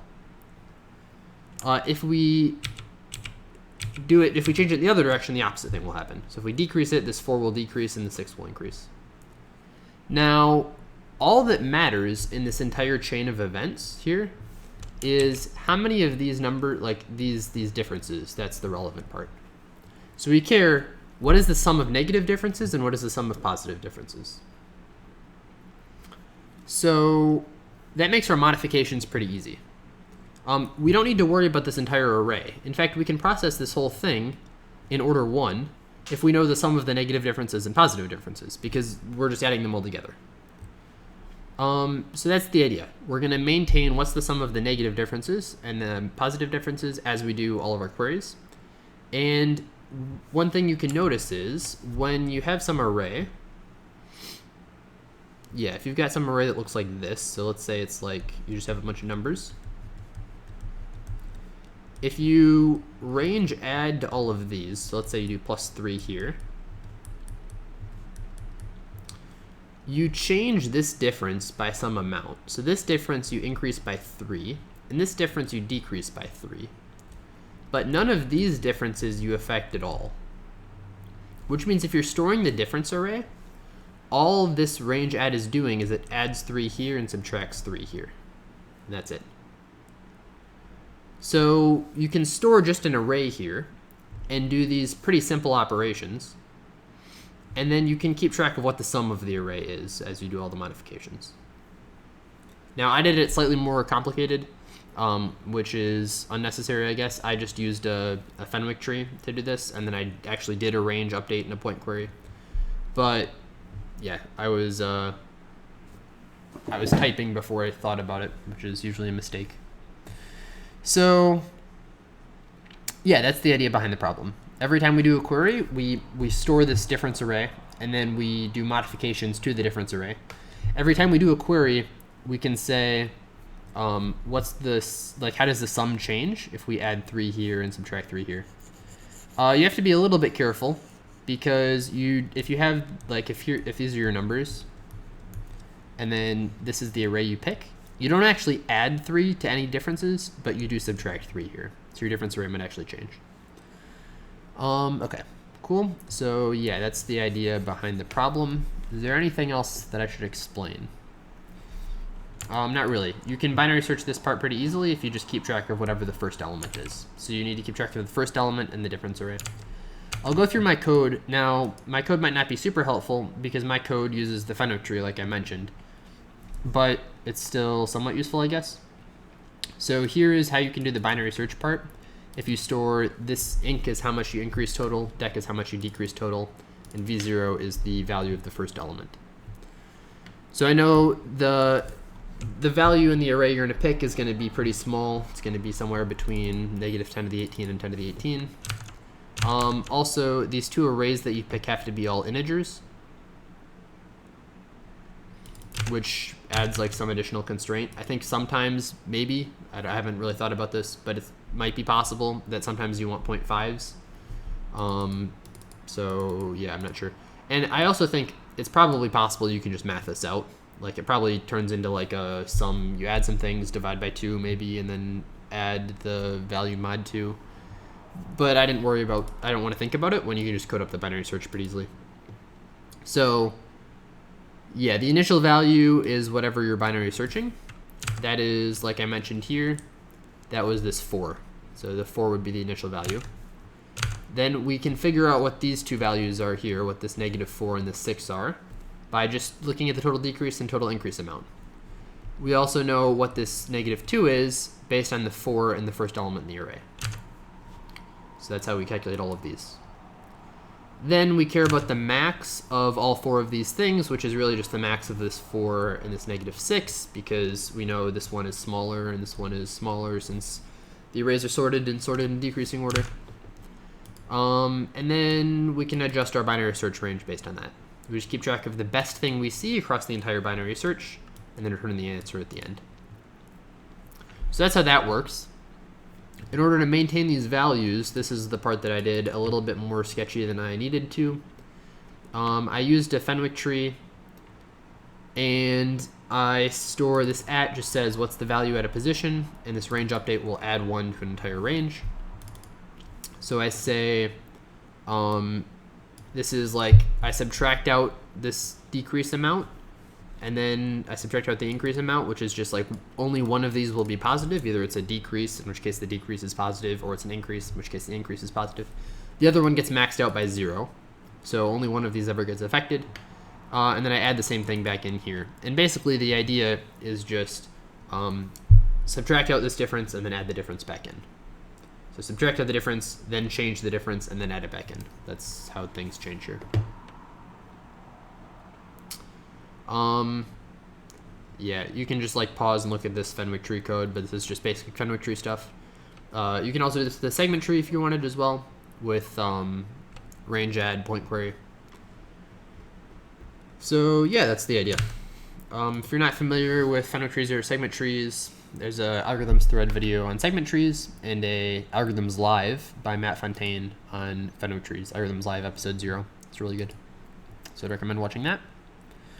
Finally, problem E, deleting numbers. So this one was more challenging and involved a little bit of like very careful observations about how the properties of like the real world. So yeah, okay. So the first thing is you have some array, or you have some set of numbers from 1 to n, and they've picked some x, which they won't delete. And you have to find what that x is, using at most 100, or using at most 10,000 queries. Now, the set can be up to size 100,000. So you have to use, like, relatively few queries in order to find it. And the idea is they let you ask a couple type of queries. The first is, how many numbers are multiples of this number? The second is, first answer how many numbers are multiples of this number. Then after that, delete all copies of x. Now, this one doesn't let you ask how many numbers are multiples of 1, which I guess would make it too easy. So if you want to know how many numbers are left, you can just say, ask this with a being 1, and you can just say how many numbers are left in the array, which is how many numbers are multiples of 1. So that's helpful for me, I guess, or I use that. And then for this, you can say how many numbers are multiples of some current number, then delete all multiples of the current number, unless x is a multiple of that current number, in which case you shouldn't delete x, but you should delete everything else. The last thing is you can print the answer. So you can print what is x. So how do you do it? Well, okay, so there are a couple cases. So we're gonna split it up into 2 different cases. The first case is x is a big prime. Or x is just like a prime. Yeah, I guess we'll say a big prime. So x is a big prime.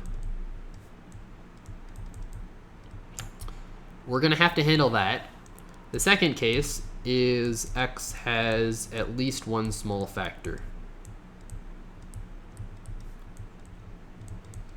In this case, what I mean by big and small is bigger than the square root of 10 to the 5th. So bigger than or equal to 317. And small means less than or equal to, or less than 717. So less than 317. 317 sounds like a magic number. It is the square root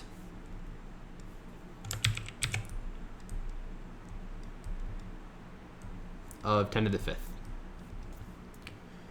So that's where it comes from.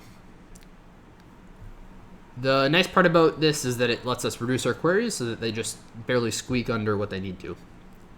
Okay, so if x is a big prime, what are we going to do? Here's what we're going to do. Let's say first we have to know x is a big prime. So we can figure that out by deleting we'll take 317 queries to delete all small primes.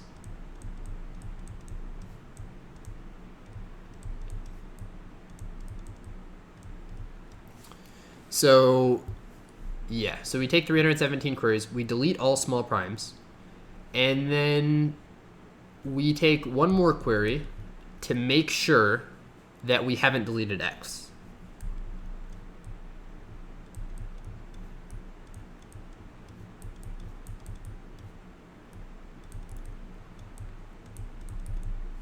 So that's the idea. So first we delete all of the small numbers, then we say, okay, have we deleted x?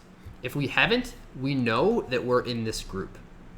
If we have deleted x, we know x has at least one small factor. So we're going to do 2 different things depending on that. Now, if x is in this big group, that means there can only be one copy of x can only have one factor, and it can only have that factor once, which simplifies things quite a bit. If you multiply 2 numbers that are both bigger than 317, since 317 is bigger than the square root, you'll get some other number that's bigger than the square root. So if all of x's factors are bigger than 317, then x can only have one factor. It's got to be some big prime number. So that's this case. In this case, what we can notice is so far we have spent roughly 300 queries. So now, how many queries do we have left? Well, I have this nice, where is this? This is a nice thing here, which tells me how many primes there are. Less than 10 to the 9th. I think I deleted it. Oops. Darn. Yeah, well, I guess I can just do this, right? So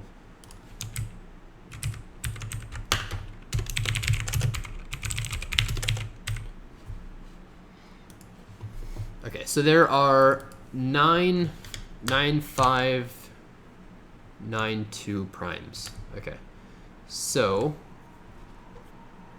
we've spent 300 queries. We have 9. Let's make this a bit smaller so we can see it. We have 9,592 primes. We're going to have to check each of those because we want to make sure that each of these are big. But it's a little bit less than that because we only care about primes that are bigger than 300. So let's say maybe we have like, let's say it's about 9,500. Let's say there are 90 primes less than 317, which sounds about right. We have to check all of these primes.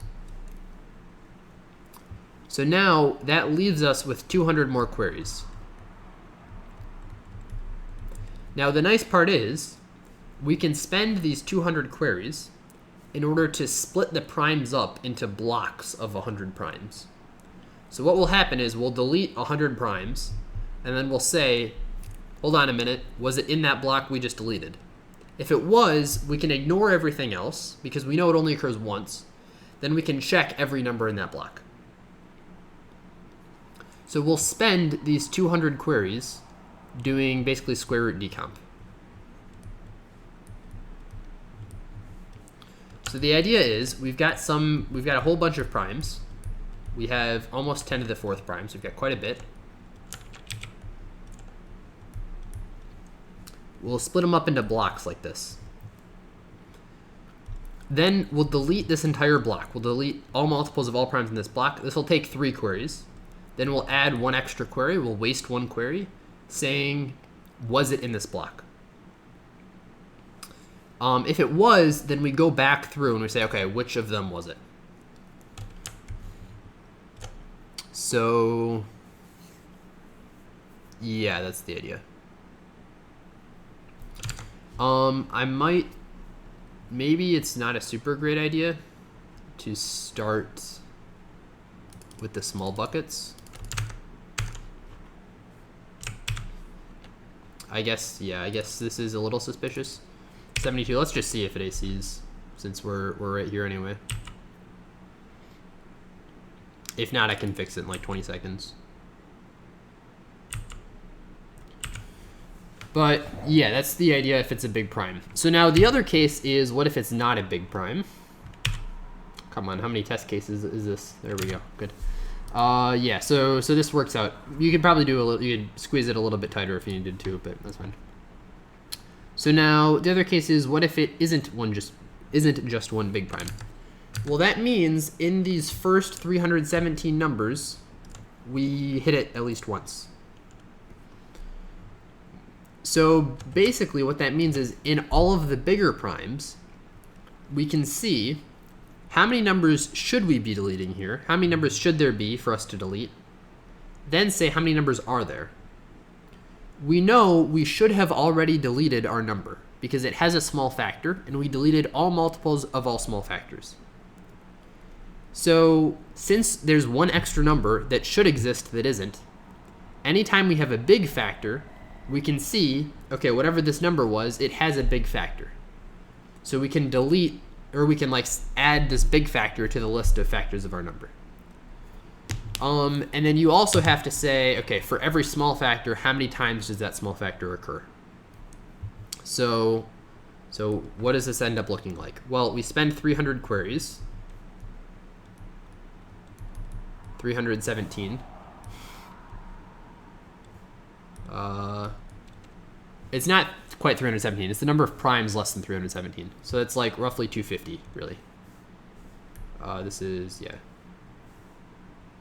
It's like, yeah, it's like 250-ish. It's probably less than that. So we spend, let's say, like 240 to be safe. Just so the math works out.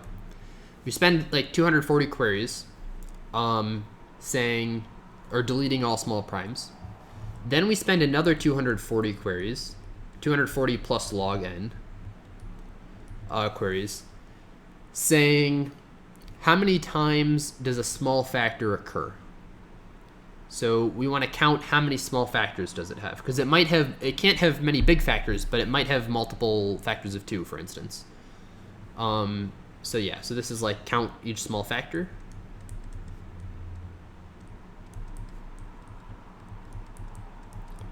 And then we also have plus the 9,500 big factors. For each of these, we only need to check them once. And the reason for that, like I mentioned earlier, is we can say, I have an extra 0 here, we can say, is like the number we're looking for a multiple of this, just by is there one extra version of it that does exist but shouldn't. So that's how we can check these quickly. And we don't need to count how many there are because it's bigger than the square root. So yeah, that's the idea. Okay, what does the code look like? So first I do query B for all small primes. Then I say if the number of things that are actually alive doesn't match the number of things that should be alive, we have a problem. And the problem is it's got a small prime in it. So here's the small prime case I just talked about.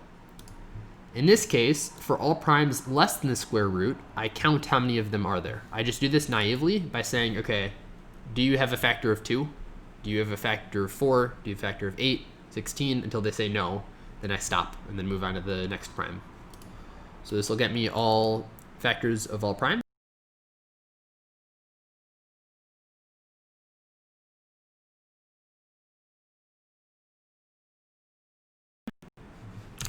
Is OBS still working? Yeah, good. Computer's froze for a bit. Then for all of the big primes, I say, do you exist at all? So, or I just say how many of there should there be and how many of them are there. So yeah, that's that, just like I talked about. Then in this case, this was pretty easy, I guess, once I had it split into buckets. So I split my primes up into buckets. Then for each bucket, first I query, or I kill the entire bucket. And then I say, okay, if there's a problem with this bucket, then I iterate through the entire bucket, find out what the thing was, and then just answer that. So that's the idea. All right, cool. That is all of the problems. Looks like I didn't fail system tests, so we can see my final place. 49th place, top 50. Not bad, not bad. Yeah, that's all. I enjoyed the contest. I thought the problems were good. Little implementation heavy maybe, but still good problems. And E was really nice. So I mentioned this while I was competing, but the fact that like the bounds for E wound up all just being super great numbers, I think was really convenient, I guess. And I that made me like it as a problem. Like N was 10 to the 5th, which meant runtime was important, but not like they weren't trying to kill us with it. The total number of queries was 10 to the 4th, which is like the maximum number you can have with safely flushing output without having issues. So that was good as well. And then like 10 to the 4th was like close enough to whatever the limit needed to be, but it also gave you enough wiggle room that they weren't like make sure you do it in exactly the minimum number of queries, which is just not fun. Like they made you see the important parts, but didn't like kill you to death on the implementation details, which didn't matter, which is I think what good problems should do. So really like the bounds I think were probably the most impressive part of it, because it was relying on, it wasn't like arbitrary bounds set by the author. It was relying on like real world properties, and it just made everything really nice that the bounds looked like that. And it worked out with the real world. It was all just like, it was convenient, I guess. So I liked that. That was probably my favorite part of the contest, I'd say, that the bounds were just so good. But yeah, I liked it. I thought it was a good contest. Thank you for watching, and I hope if it was rated for you, your rating went up. Wasn't rated for me, but I enjoyed it anyway. So yeah, thanks to the authors for the good round, and have a great day. Goodbye.